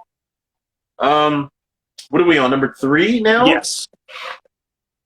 Are we on your number 3? My number 3 was the original Children of the Corn. Everything you said was on point, but the only thing that saved that movie for me was Malachi and Isaac. That's it. He said, "That's it." That's it. Like their dynamics saves that movie. Like without them, without their tension, that movie doesn't work. It just doesn't. I mean, yeah. You take that dynamic out of that movie, it's just two fucking people wandering around a fucking dead Nebraska town with a bunch of evil kids. It doesn't work. It's like the Gatlin, Nebraska version of Superbad. Like Isaac and Malachi is basically like fucking Michael Cell and Jonah Hill. pretty fucking much, bro. Pretty much, man. Pretty much. All right. My number 3 is going to be excuse me. Bars. Children of the Corn 5. Fields of Terror. You weren't lying when you said that was a lot higher, so I will give you the good. And for me, I'm sorry, man. There's a lot of good here. And in a bad movie, there's a lot of tolerable good for me, bro. And this is the only Children of the Corn movie where if you took everything Gatlin, Nebraska related or Children of the Corn related out of this movie, I would still want to watch what happens with these characters. Alexis Arquette, Eva Mendes, Stacy something, I don't know, but they do a close-up on that girl's ass. they do the same thing in Runaway with the mom. Fake ass Amy Steele. Yeah, they do the same thing with her too. Oh, I'm pretty sure we got Weinstein to blame for that shit. But these characters, man, like these characters have got some shit. I'm not gonna say that. These, I'm not gonna. these characters. He said, "I'm not gonna say that." He said, "I'm not gonna say that." I'll say some shit, man, but sometimes you gotta bite your tongue every now and again. These characters have got some shit, man, where like I would really watch it outside of this. Like Eva Mendes, oh my God, the guy I was dating killed himself. And my fuck buddy is in the form of this other guy who's being Mr. Nice Guy, but I don't know whether to. She basically she treats him how Rosita treated, the fucking son in Alexandria in Walking Dead, Spencer. She's like, okay, you were good for a fuck, and that's it. Like, there's even a moment where he walks up to Eva Mendes, and he's like, hey, Kier, I just wanted you to know last night it just wasn't a one-time thing for me. And she's like, well, I'm sorry, Ty, that's all it was for me. And I'm like, oh, shit. You just got smutted, my man, by Eva Mendes, and that should be a fucking compliment in your existence. But Alexis Arquette is sweet on, the main girl whose brother is, if you would have taken all of this Children of the Corn shit out this movie, I would have been interested in these characters. Another thing I love about this movie... You know what this movie wanted to be? Sorry, but you know what this movie, when I was watching it, reminded me of? It reminded me of a movie that was trying to be like Joyride. Ooh, no. Don't you. Came out right around the same time. Now, I don't know if they were shot. I don't know if they were shot back to back or they were shot simultaneously or whatever. But Joyride came out, I think, 98, 99 or something like that. This movie came out in 98. But this movie felt like Joyride. Joyride came out in like 2001, I think. Hold on, let me double check. You talking about with Paul Walker? Oh, yeah, you're right. 2001. And Steve Zahn? Yeah. That's my shit. That's a commentary you can put down on the list. Yeah, that shit, so slept on it. And I thought that would be stupid. I thought it'd be stupid because I just saw Fast and the Furious and I thought, oh, man, this is gonna be dumb. but when we rented No. it, I was thoroughly surprised. And then Discount Hell was Joyride. in there, so I was like, yeah. Joyride is such a good. You know what they called it back then? They called it a white knuckle thriller, and that is exactly what that movie is, man. That movie's so good. J.J. Abrams was behind it, I think, and it's just so like the plot twists and the cat and mouse shit was just done so well in that. Jeepers Creepers and Joyride would actually make a really good double feature. Which one? First Jeepers Creepers. The first one? Yeah, the first one. I can't watch it. I can't support nothing. No, that piece I mean, of I shit has agree. done. I totally agree. I totally agree. But I'm just saying, like, had you not known anything about that, like, that'd be a fucking fire double feature. Had you not known anything, yeah, it would be like it's almost two different worlds, because it's like Rusty Nail was a regular guy and the Creeper was just like a fucking creature from whatever. But yeah, it's like, I feel like concept wise, yeah, it would definitely would have been a good double feature. Joyride and Wolf Creek. Actually, Wolf Creek. I haven't seen. I've only seen Wolf Creek once. Is that what where they're in the Australian outback? Yeah. Wolf Creek 2 actually might be better suited as the double feature, because Wolf Creek 2 is just fucking bonkers. Is it better? No, but it's fucking a lot more funner than the first one. Because the first one, all I remember is head on a stick, and I was like, fuck! Like, I was like, oh my god, I can't believe! Like, I was like doing the girl thing. I'm like, oh shit! Like, he cut her fucking spine in half when she was in the corner, and she couldn't do nothing about it. And I'm just like, oh my god. Oh my god. Yeah, that's a good list to think of, is road trip horror movies. The Hitcher, you would have to put The Hitcher on. That's my all-time favorite. I gotta put The Hitcher on that list, bro. To this day, I don't think The Hitcher is for that reason. I saw The Hitcher for the first time maybe a year and a half ago, and I'm like, okay, I see why people are crazy about it. I haven't watched the sequel or the remake, and I really feel like there's no need to. I don't think there's a need to. The sequel, the remake doesn't go as far as it should. Like, the remake really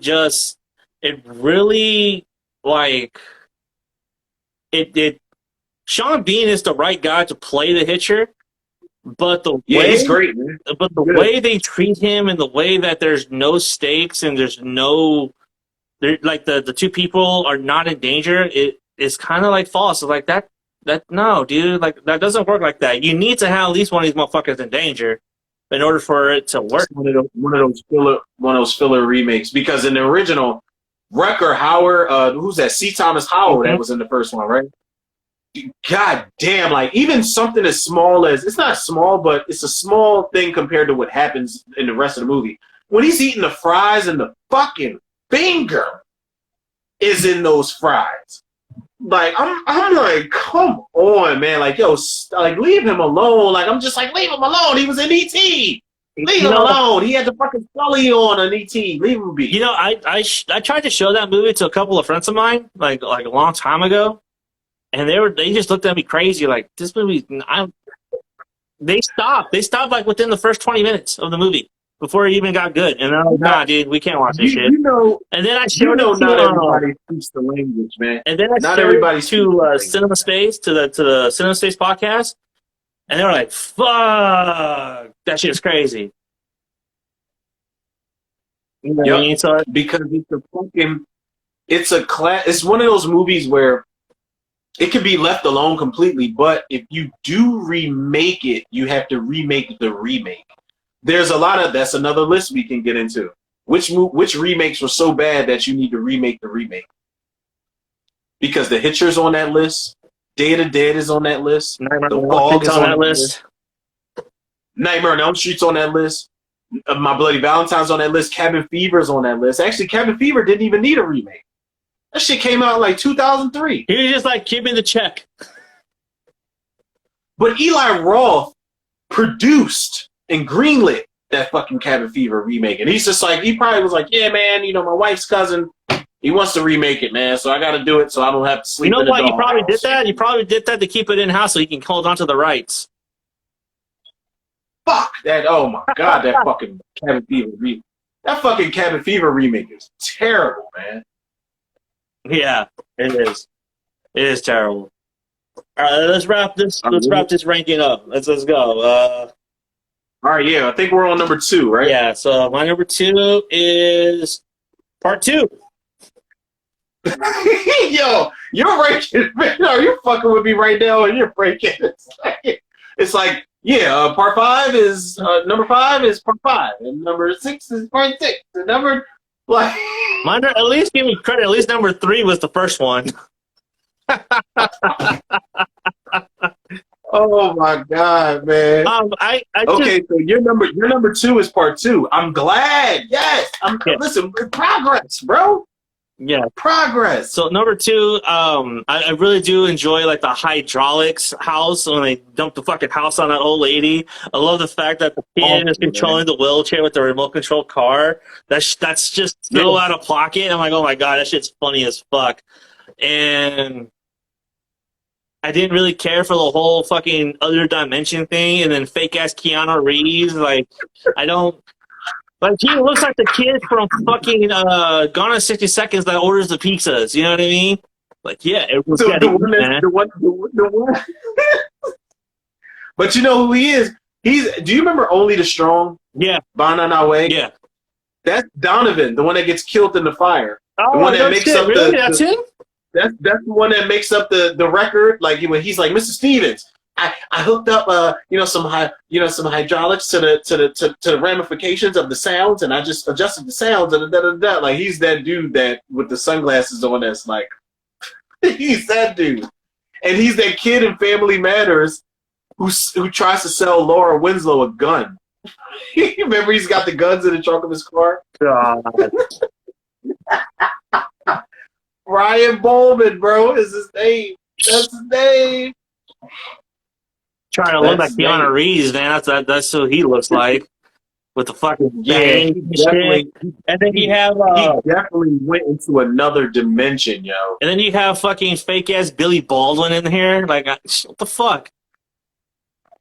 Talking about the dad, the reporter, fake ass Billy Baldwin. Fucking Billy. And not only do you have fake ass Billy Baldwin, but you also have fake ass Zachary Tyler Johnson from Home Improvement in this movie as his son. The son? The son. The son. He looks like Brad from Home Improvement. The son's just like, whatever. He looks like, if he's that guy, then he is that actor when he was in either Fast and Furious Tokyo Drift, the beginning, or when he was in the Rage Carry 2 before he shaved his fucking head. Yeah. He definitely, he called that motherfucker Zachary Taylor.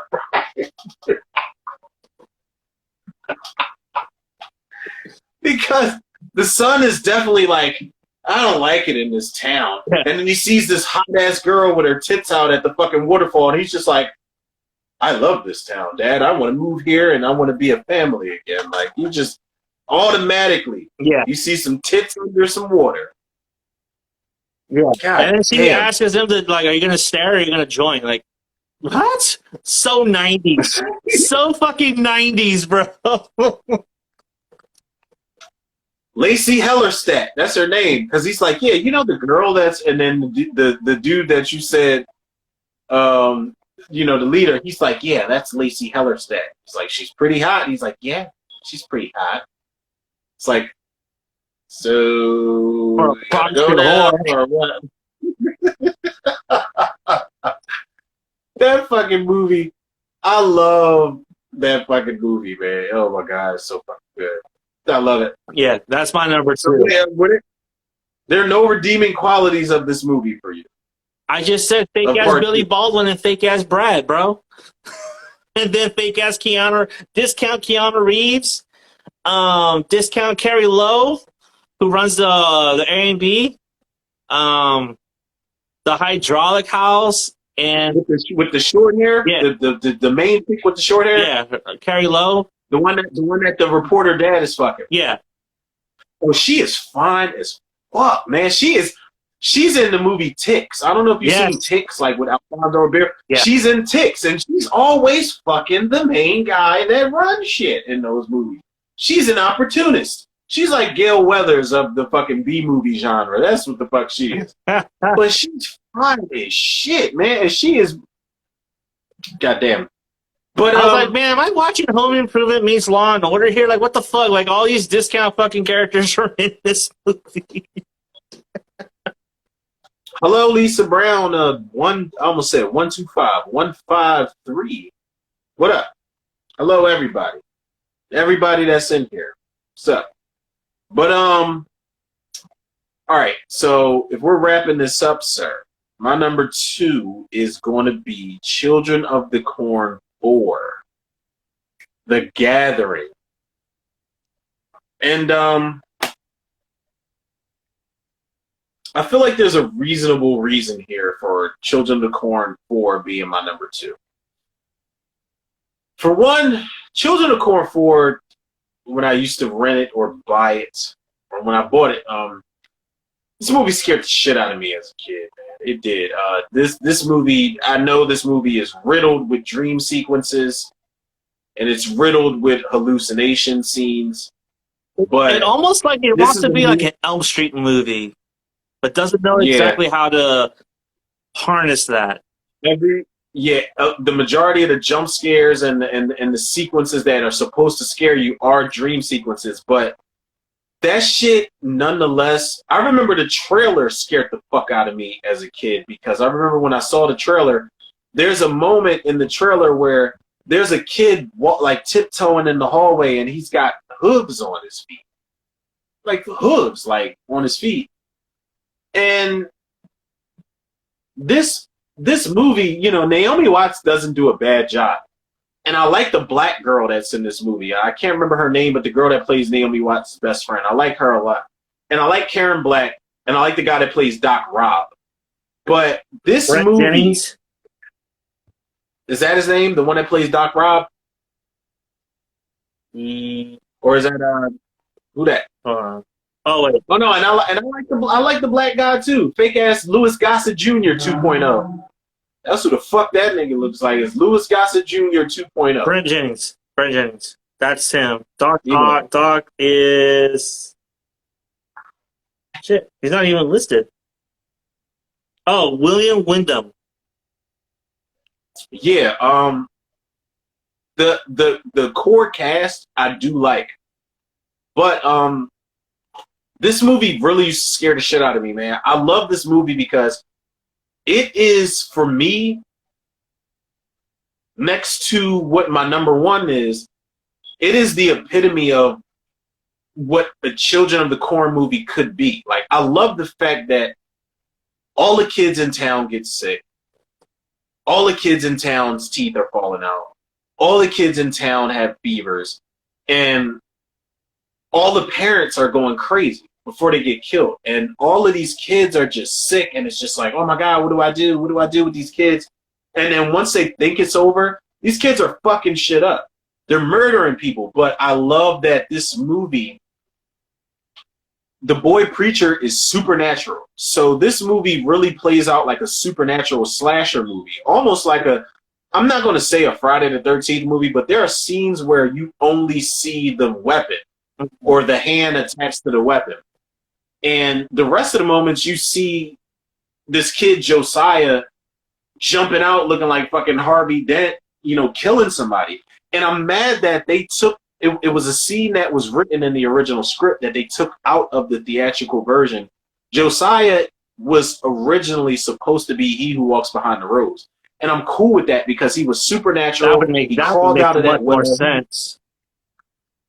That is, you can go on IMDb. Yeah, go on IMDb, and there was supposed to be a scene or something with the two sisters, Rosa and Nora Knox, or whatever the fuck their name was. There was supposed to be a sequence where they said that Josiah, the boy preacher that died in that well, was originally supposed to be he who walks behind the rose. And I'm like, why would y'all take that out of the movie? That was some bread and butter shit right there, but they didn't take advantage of doing that. But I love Children of Corn 4 because it just plays out like a supernatural slasher movie. The movie is mean spirited. The movie is like, okay, we're going from kill to kill to kill to kill. The kids don't really start doing shit collectively until the end of the movie when the guy tries to get his son It and kind of they plays try to out banish like the crazies. Yeah, it does. It does. And everybody's going through their shit in this movie. And at the end of it, like when it really does play out like the crazies and all these kids are beating on the fucking dude's window and they're using all the weapons on the window, they do disappear, but you kind of get this, like, it's messed up because you get what could be a good final act between Naomi Watts and Josiah, but it's really lackluster because it just turns out him running up to her with the harvest knife and then her shooting mercury bullets into the fucking, into the hose, and him, like, it's a lot of bullshit in the movie, but I feel like this movie for me has like one of the best tones out of all the fucking Children of Corn movies. This is a Children of Corn movie where I watch it. If I watch it tonight, I know I'm watching it to scare the shit out of me and give me nightmare fuel. I know exactly what I'm going into it for. The tone is perfect. The cast is not all that great, but I love that the children, while they didn't take full advantage of what they could do with the kids, I love that the children all are getting sick in the town. They're all getting sick. They're all losing their teeth. They're all under fever and all this type of shit like that. Like, Children of Corn 4 is like, it's near and dear, like, just as far as the tone alone goes. But yeah, that's my that's number 2. You're giving that way too much credit, but okay. listen, I love 4, man.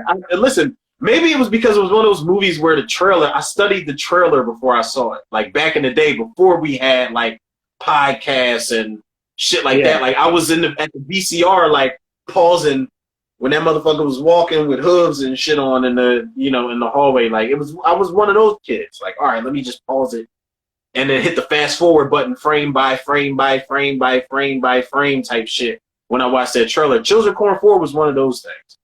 It was. Yeah.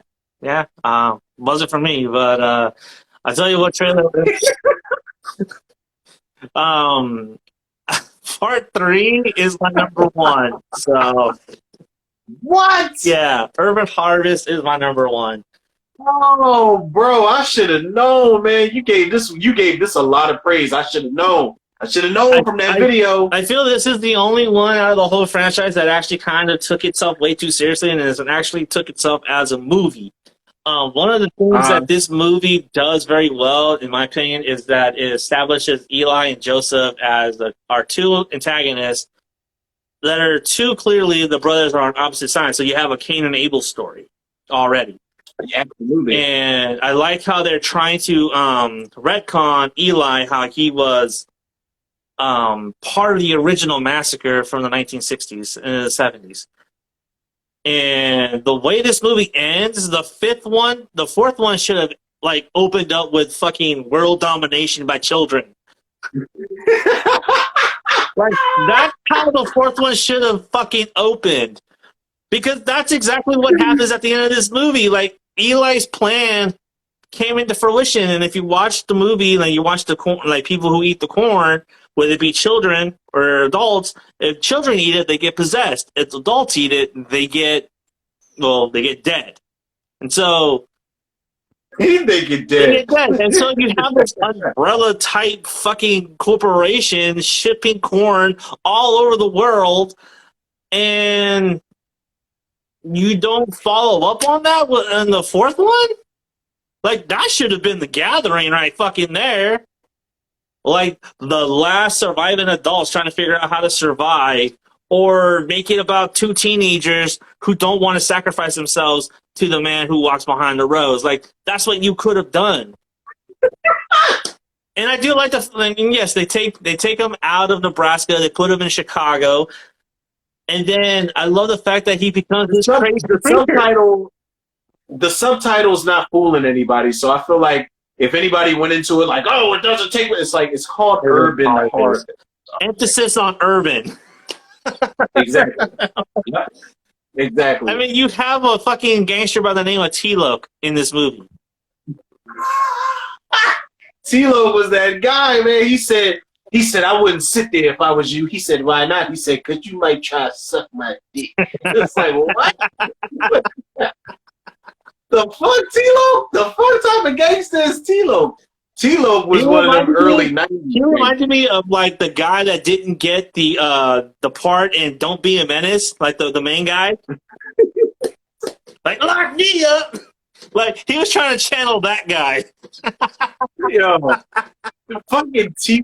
But he was in some shit, man. Hold up, man. No, because I'm listening to you, bro. Keep going with your and I think the way that the movie ends, like, it ends really strongly. Like, yes, like, we clowned the fucking stop motion thing because that shit looked ridiculous. Totally tell that was a doll.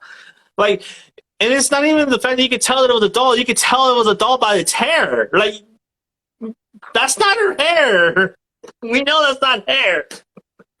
And so, and I do like the fact that he got all these kids to like buy into his bullshit, and then he's like leading them, and then he sacrifices his dad.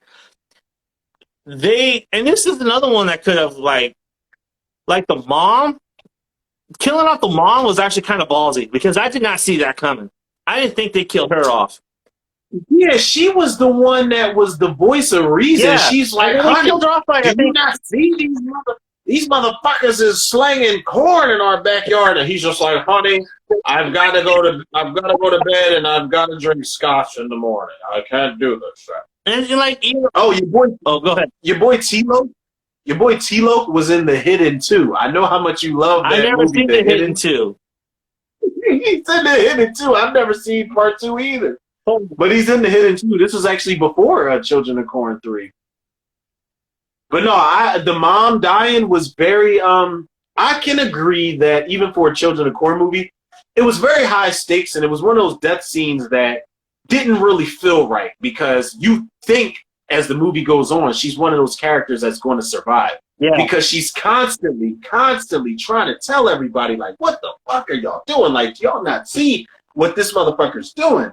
And people are just like, you're crazy. You're crazy. You're a crazy bitch. Exactly. Yep. Yeah. So, and then it all switches to the brother, and then, and then his girlfriend or whatever.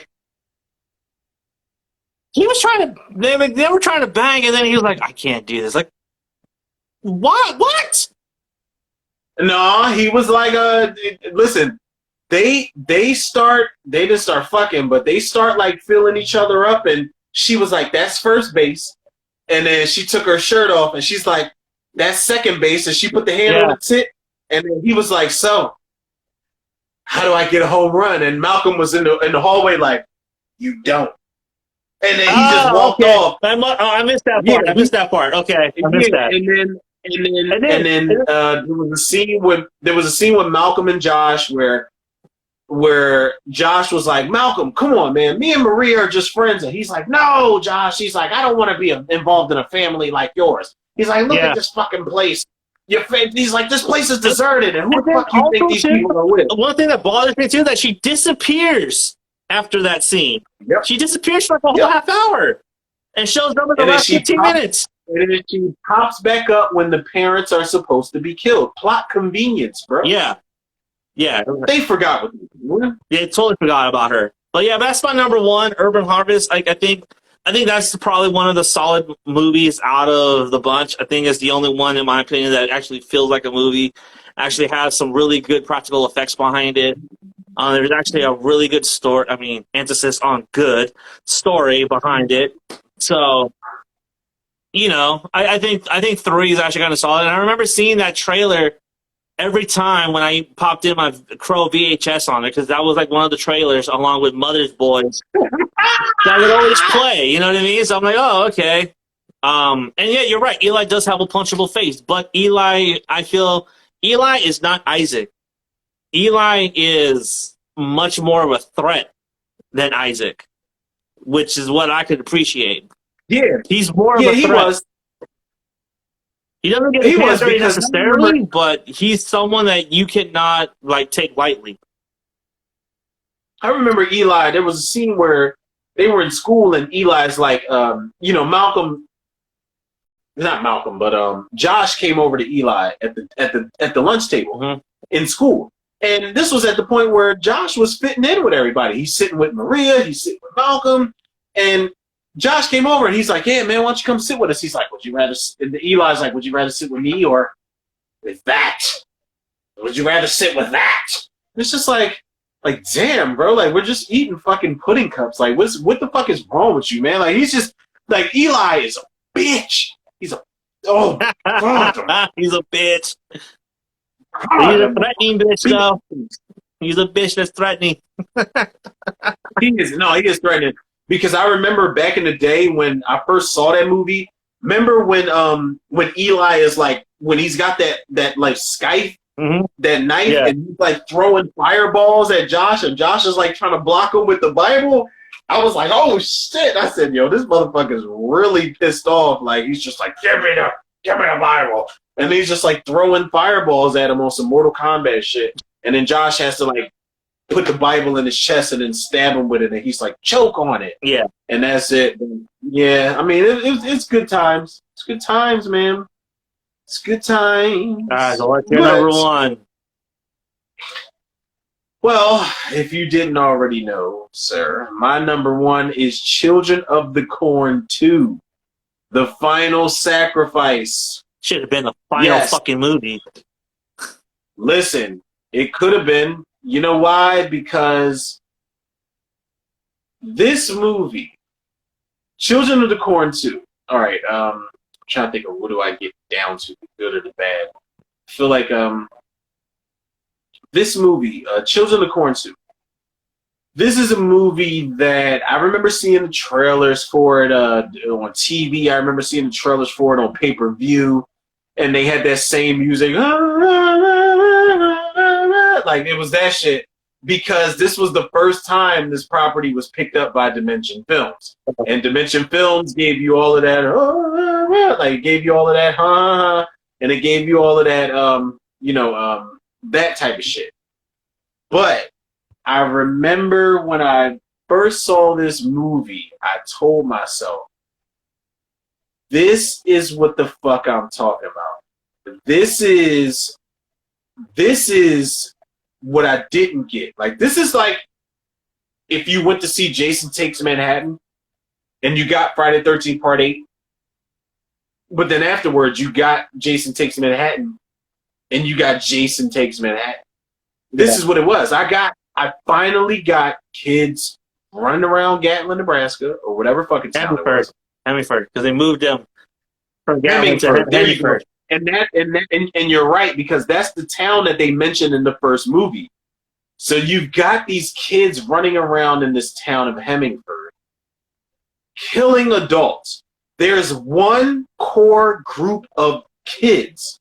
There's Mika, there's Mordecai, there's Jedediah when he wants to be there, because he's a bitch. But there's a certain group of kids that you've got killing somebody, whether they're dropping a house on this old witch, whether they're fucking, whether it's the fucking RC wheelchair. What is his name? Oh, what is his name? I forgot his name already. It doesn't matter. But whether it's that motherfucker like stabbing into a voodoo doll in church, whether it's the other motherfucker, Mika, whether it's Mika, remote controlled a car, down the block, whether it's the kids running up in the doctor's office and stabbing him with syringes and knives and shit, whether it's them lighting the townspeople on fire at the town hall meeting, whatever it is.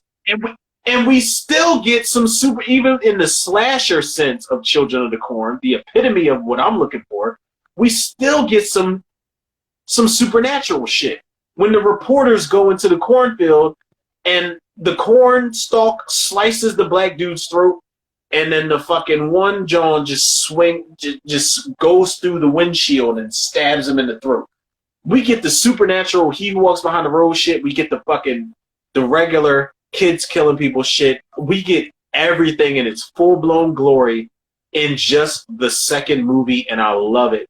this movie, and like I said, this is when Dimension Films got involved for the first time. So you get all this really weird type of wailing and screaming and sound effects as far as Dimension Films go at the time. And it works for this movie, man. It makes it very dark. It makes it very unsettling. It makes it very uncomfortable. It makes it very mean-spirited. Especially the scene in the church, man. The scene in the church where Mika's fucking digging into that voodoo doll, and that dude from Cherry Falls, he plays a principal in Cherry Falls. He fucking is just bleeding out of every orifice in his face and his torso. That movie for me is the definitive Children of the Corn movie, because coming off of the first one, watching the second one, it's like, oh, why didn't y'all do this the first time around? I didn't have to waste my fucking time following around, Linda Hamilton and this motherfucker, this square neck ass dude. Like, I didn't have to do that.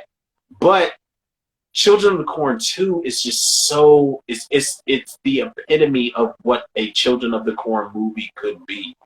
And I wish that we had that type of time and patience and budget to make that movie over again. Because like you said, the woman that was in the wheelchair, that is one of the most classic scenes in the entire franchise. That old bitch was just ready to go. And she didn't like anybody. She's like, don't you dare think you can come around me, you little punks. And it's like, okay. Yeah. We going to swing that ass into the bingo lounge one time. It's like, yo, she was terrible. But it's like, okay, you think this is a game. We going to show you what's up. She dies a hilariously horrible death. Oh, my God. Oh, my God, man. It is hilariously horrible, like you said. It is. How the fuck can you not love that death scene? Like, and it's so sad to see her go, but she was such a bitch. She's like, don't think you can scare me, you little punks. Right. Just like, get out of my way. I fucking told you these kids are bad. I told you they were evil. And her sister, she's rubbing like the cross off of the off of her front door. Yeah. She's like, God damn you!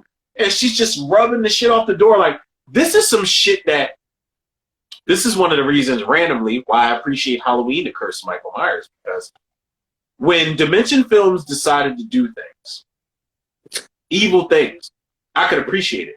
When Dimension Films decided to have a dirty green cross on a woman's doorstep, and it has to be rubbed off, and she's screaming, God damn you, cool. Yeah. And when Halloween had to have a cult come on now, let's get dark and stupid. If we're going to get dark and stupid, let's do it and just go full tilt boogie. Let's do it. I don't know. But it's my number one, sir. Oh, my God. Children. We fucking made it through. I didn't think we'd make it through this. Yeah. We tried. So what's the next one? What's the next one? You know what I said? And I was telling myself I wouldn't say this, but I've had a couple drinks. Oh, God. We doing Puppet Master next? Puppet Master series? No. I'm not doing that, bro. No. Listen, I said earlier, I told my lady, I said, listen, I'm not, if anybody asks, I'm not doing that. I don't give a fuck if it's a requirement. I'm not doing that. I'll do anything but Puppet Master. The problem with Puppet Master is like Children of the Corn. There are way too many fucking movies. It's more than Children of the Corn. Yeah, there's more. I think there's like 15 of those. And Steve Martin said, do The Howling. And The Howling doesn't seem that bad in comparison to something like Children of the Corn, bro. Not Children of the Corn, but Puppet Master. I would do Phantasm in a heartbeat before I did Puppet Master. I'm not a fan of Phantasm. Me neither. I'm not a fan. Me neither. I'm not. And shout out to you and fist bump through the air, because I was just literally watching some of the first movie, and I was like, these movies aren't all that good. Like, no disrespect to anybody that loves them. Yeah, I know there's a huge fan base for that. Don Corsielli or whatever his name is, and Corelli. Angus Grimm. Yeah. And be shout out to Angus Grimm. And Reggie Bannister is his name. But the Phantasm, I never could follow those movies ever. 3 is The like most my that I favorite. watched. Like I like 3. I like 3 is like my favorite, and I think Listen, we might have been separated at birth or some shit, man. Because 3, I was just saying earlier, 3 was the one that I rented the most and watched the most. Lord of the Dead. yeah, yes, Because it was like, okay, there's zombies. The 3 main goons get killed. They're assholes. The acting's terrible, and they turn into zombies, courtesy of this fucking evil ass Kevin McAllister ass motherfucker. that fucking This frisbee motherfucker with had the blades around it was with the razor blades, big, bro. he was like, and then that shit went right past the dude's neck, like he's like, and then his fucking neck just split open. Yes. But the Phantasm 3, I'm telling you, that was the one that I rented the most and watched the most. And I'm just like, but at the end of the day, these movies don't make sense to me. They never have made sense. Is that they have no continuity with each other. Even Except 4, for, like, kind of dismisses the third ending, like the third one's ending.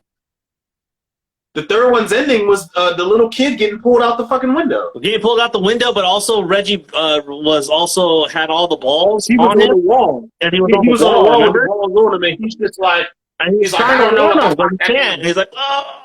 And then, the fourth one doesn't even pick up where that is. So it's like, ah. But the fourth one was Oblivion. If I'm not mistaken, the fourth one ends with the tall man ripping a fucking spear out of not Reggie, but what's the other one's name? Michael? Michael, yeah. Ripping a ball out of Michael's head, and Michael's like, Reggie, you gotta go get him in that dimension. And then Reggie's like, well, okay. And then he just jumps in the fucking dimension, and then fucking 18 years later, we got Phantasm Ravager. And I'm not gonna watch that shit because Angus Grimm looks sick in that movie.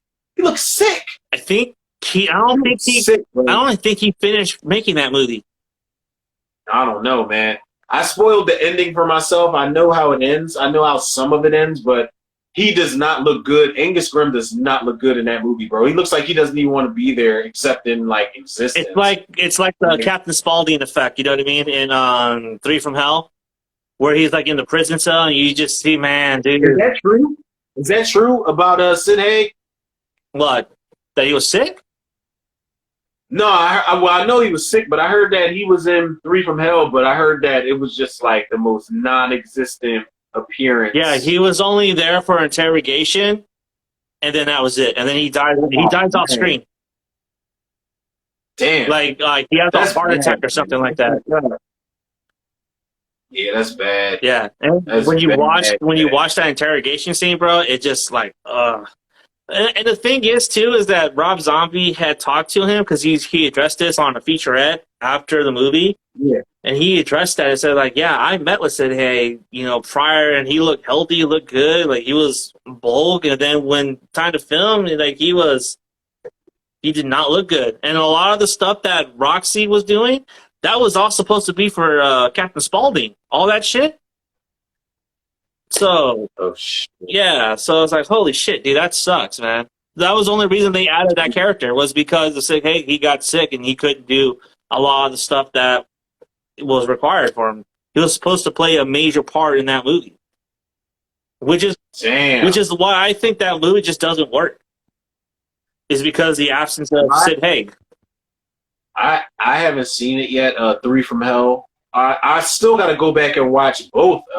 House of a Thousand Corpses and Devil's Rejects. I got to go back and watch both. But the more I think back, the more I remember of Devil's Rejects. I remember that just being like a fucking cross-county road trip horror movie. Yeah. That's what that shit seemed like. House of a Thousand Corpses, the only thing I remember is Rainn Wilson as Fish Boy. And I remember some girl getting, the girl from Milo getting stabbed to death, and I remember this guy coming the fuck out of this room with He had like some type of armor Oh, on. it was a bear. And It was like a bear hoodie. It was like a bear that he skinned, and he was wearing it as like a fucking hoodie. listen, this shit, I don't be knowing, man. I don't be knowing sometimes. And anybody out there listening, I don't be knowing. So don't be knowing. So hold on. God damn, we didn't finish this. Wait, we got to figure out what's a more complicated ranking than Puppet Master. We would have to do. Let's do the ranking for the subspecies movies.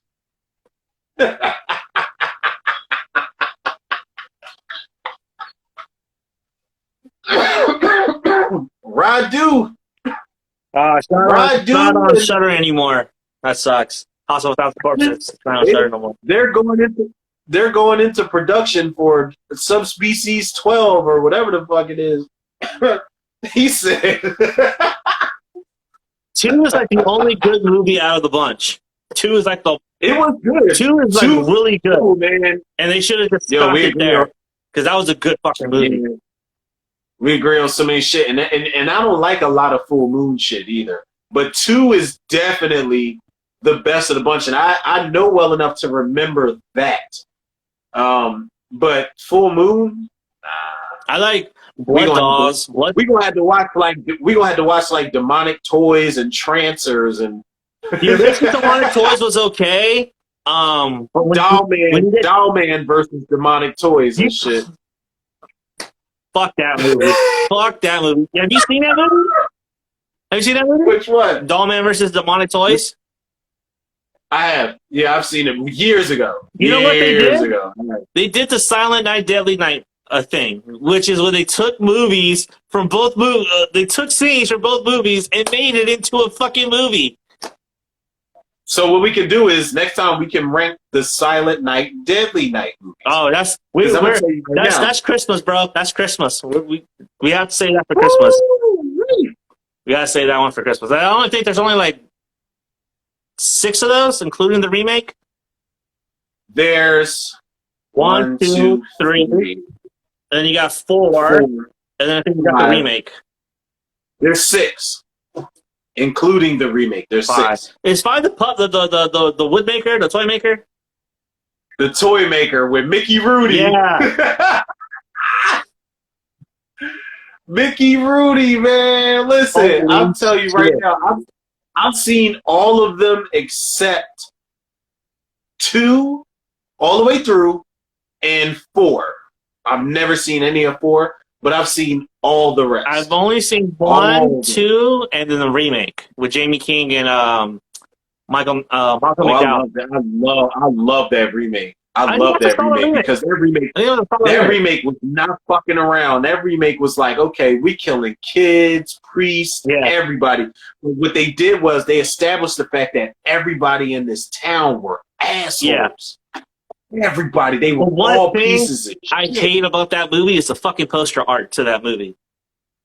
It's like Santa Claus in front of a fucking flamethrower or whatever. Like that looks like garbage, dude. That does not make me want to watch this movie. It does not make me want to watch this fucking movie at all. You know what we gotta rank? We also gotta rank the Return of the Living Dead franchise, even though it's only 5 of those movies. Oh god, more sci-fi bullshit. No, just the last 2. Yeah, more just sci-fi bullshit. I already know my top 3. No, it don't even matter. My fucking ranking is as they are released. 1, 2, 3, 4, and 5. Mine's 2. That's my ranking. Mine's 2, 1, and 3.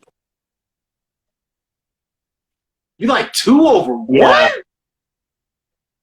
Yeah, I like 2 over 1.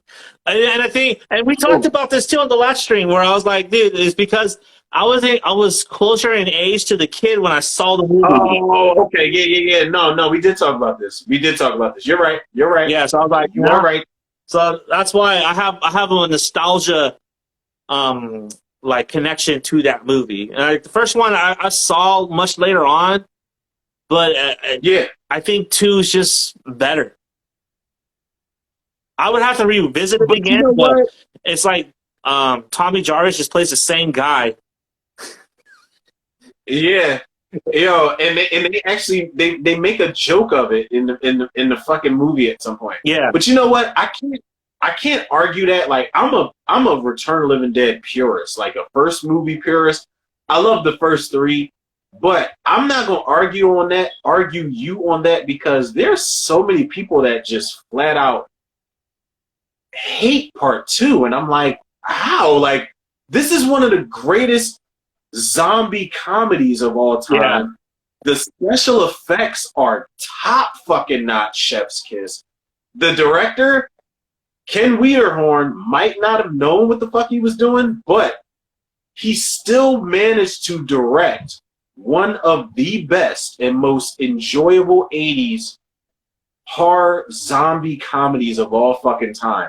I love Return of the Living Dead 2. Return of the Living Dead 2, for me, it was one of those movies where I would stare at the cover as a kid. And I'm just like, I hope we get to rent this tonight. I wonder, do I want to suggest it type of shit? Because it looked like Fright Night. Yeah. It looked like the Fright Night cover where the smoke cloud was over the town and over the fucking graveyard. I love that cover, man. But it's like Return of the Living Dead 2, man. I would never turn my back on that movie, man. There's a lot of people. I'm in a Return of the Living Dead movie group.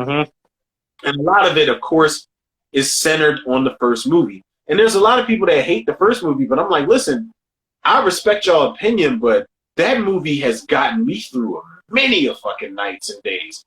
That shit is so... like, listen, you got Tom Matthews and James Cameron in the mortuary. Or not a mortuary, but you know, what do you call it? Where they bury people? It's a corner. They're in the corner room. They're like the morgue. No, not the morgue, but I'm talking where you bury, like where the person's buried at. It's the mausoleum. Mausoleum, yeah, okay. They're inside the mausoleum, and the fucking corpse sits up in the scene, and you know James Cameron's like choking on his apple, and Tom Matthews hits him on the back, so he spits out the apples of the shit he's eating. It's like slapstick horror comedy. I'm like, yo, I can appreciate that shit. Because where the first one was like pretty serious with the humor, the second one just was like, fuck it. It was just over the top, and it leaned into the comedy. Straight up comedy horror tone with this shit. Yeah. And I love it, man. I love that shit. Yeah, I think 3 kind of dialed back the comedy a little bit. Yeah, absolutely. Definitely dialed back the comedy. 3 was straight up a horror. Let's be serious. But 3 is one of my most underrated zombie movies of all time because it's basically Romeo and Juliet with zombies. Yeah, I was really surprised by that ending. Like when I saw that ending, I was like, "Oh shit, that's kind of heartbreaking." You know what I mean? Like, oh, that ending had some emotional weight to it. Like I was like very surprised. That movie, that ending fucked me up so bad to the point where when I was a kid, I had a crush on Melinda Clark so much that I started making up excuses in my head. I said, no, they didn't burn up. I said, they found a way out. They found a way out after that. Yeah. Because that was fucked up. Like they dialed, like all the humor in Return of the Living Dead 3, I feel like is unintentional. Any of the intentional humor that lands is by luck.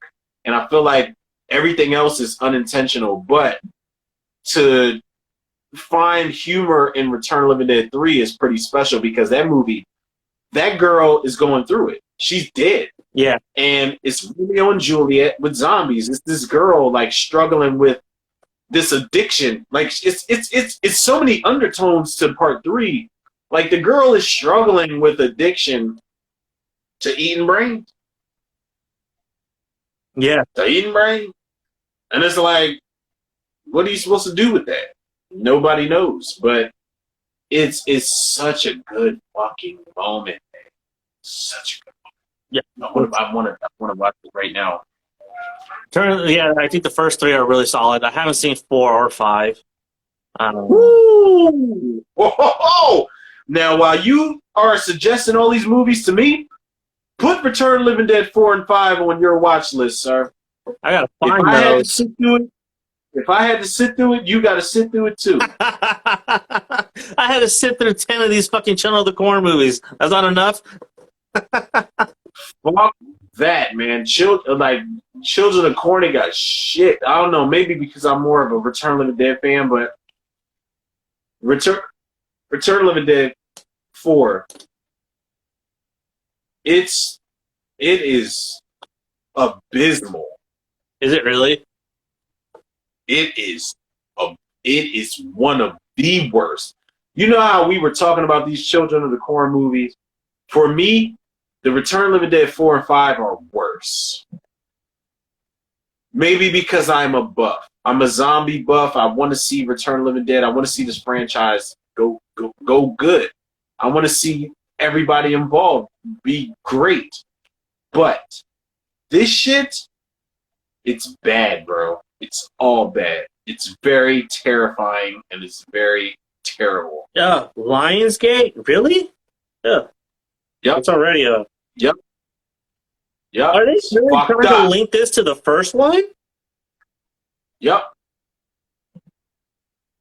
Oh, William Butler had something to do with the movie because William Butler had something to do with Night of the Living Dead 1990, the Tom Savini version. I don't give a fuck.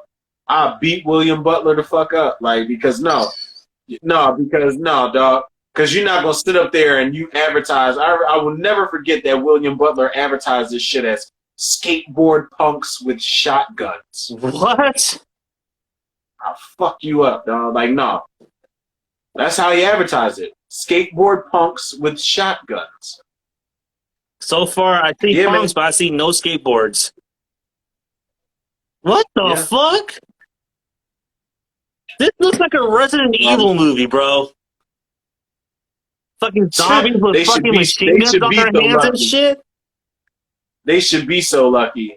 A Resident Evil. What? They should be so lucky. What the fuck? That looks terrible, bro. Why would you suggest that? Yep. Rave to the grave. Oh my god, seriously? That's what that one's called? That's part 5. Rave to the grave. Yeah, that's part 5. Oh. That's part 5. That's part 5. Oh my god, one of the top comments in here is, this film wasn't too bad. I love the Return series. Holy shit. Wait, this film wasn't too bad. Nope. Oh my god. Why? This looks like they watched Planet Terror. No, don't ever disrespect them like that by mentioning Planet Terror in the same fucking sentence as them niggas. No. This is House of the Dead. This is what this is. No, House of the Dead should be so lucky. House of the Dead is entertaining. Are they seriously having the same cast in this movie too? Like, that's the same kid from the first one. From the fourth one. House of the Dead is bad, but it's like... Oh my god, dude, right. The zombies are doing kung fu? Yeah. What the fuck? What the fuck? Yep.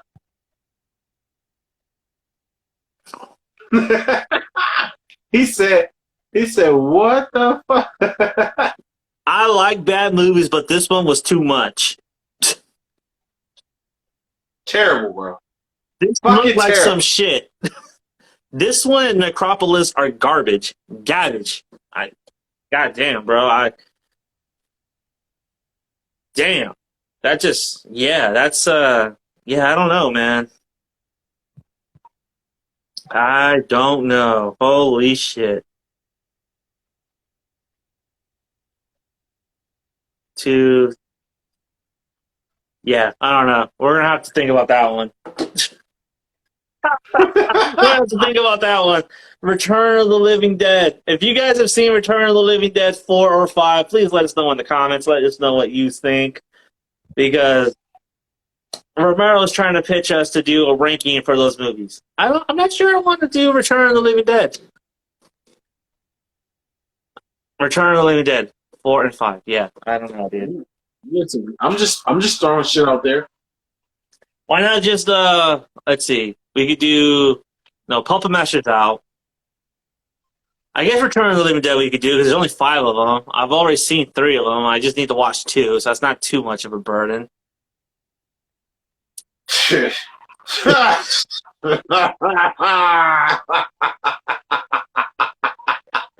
He said, "Oh, that's not too much of a burden." Oh yeah. Obviously, you haven't seen 4 or 5 yet, so holy shit. He said, Oh my god. "Oh, that's not too much of a burden." Maybe we do at some point we gotta do Mission Impossible. At some point. It's not fair, man, because the Mission Impossible movies are so good. That's Like I was just watching them. Or we could do Fast and Like Furious. 2 weeks ago, I was just watching Mission Impossible 3. Philip Seymour Hoffman. I think It's that's the worst fucking one out of the great, bunch man. so far. What? Yeah, I think 3 is the worst one out of the bunch. Shit, 2 is trash. Don't you 2 ever is disrespect garbage. John Woo like that. The fuck you talking about, bro? What the fuck? John Woo is fucking is a guns fucking already. He's cinematic like, masterpiece compared to fucking J.J. Abrams. John Woo is like, let me pull these guns out slow motion every time. Like, That's a staple, bro. Like, honestly, you never seen Face Off? The fuck? of course I did, but it's just like, come on, man. Like, the fucking, like, come on, man. Like, as far as the Mission Impossible movies, that's the weak link. And you got Tandy Newton, fine ass. Fine ass. You would eat her panties off her thighs. She is fine as fuck. And you got this fucking, you gonna sit around with this. Doing ballet with his 2 and 9 millimeters. It's like, yeah, face off John Woo shit. Maybe I need to, no, I'm gonna go back and watch because honestly, the first 2 Mission Impossibles and, what's the one with, not Henry Cavill, but the one before it? Rogue Nation. Rogue Nation. Yeah, Rogue Nation and 1 and 2 are the ones that I have to go back and thoroughly watch because I'm very familiar with Part 3. I'm very familiar with Ghost Protocol. I'm very familiar with Fallout. And is that the other one? Fallout is the one with Superman. Ghost Protocol Fallout is the one with I don't think Fallout ain't nothing gonna fuck with Fallout because nah. Wait, we gonna rank the Fast and Furious movies too, right?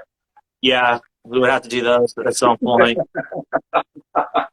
You don't look pleased about it either. You just like, yeah, whatever, motherfucker. I hope my collection had Tokyo Drift because I am not fucking renting that fucking piece of shit movie.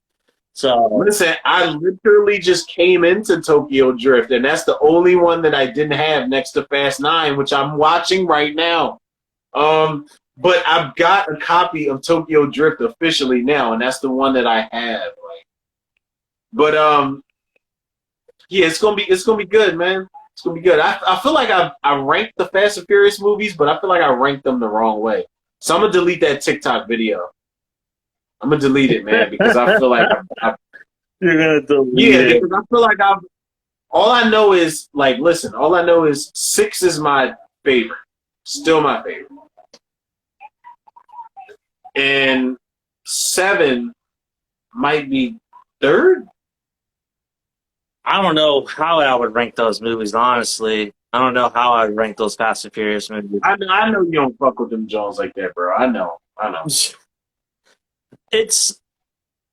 don't know, man. Like, I think it's a really good franchise, and I think it became like a better franchise once The Rock came into it. A lot of people say that. They say that's true. That's true. Yeah, they say that's when it peaked. Yeah. I really did enjoy Too Fast, Too Furious. I really liked that movie. I really did like that. So that'd probably be my top 3. It's good. I think I would have Fast 5, maybe 4. And I think 6 might be 1.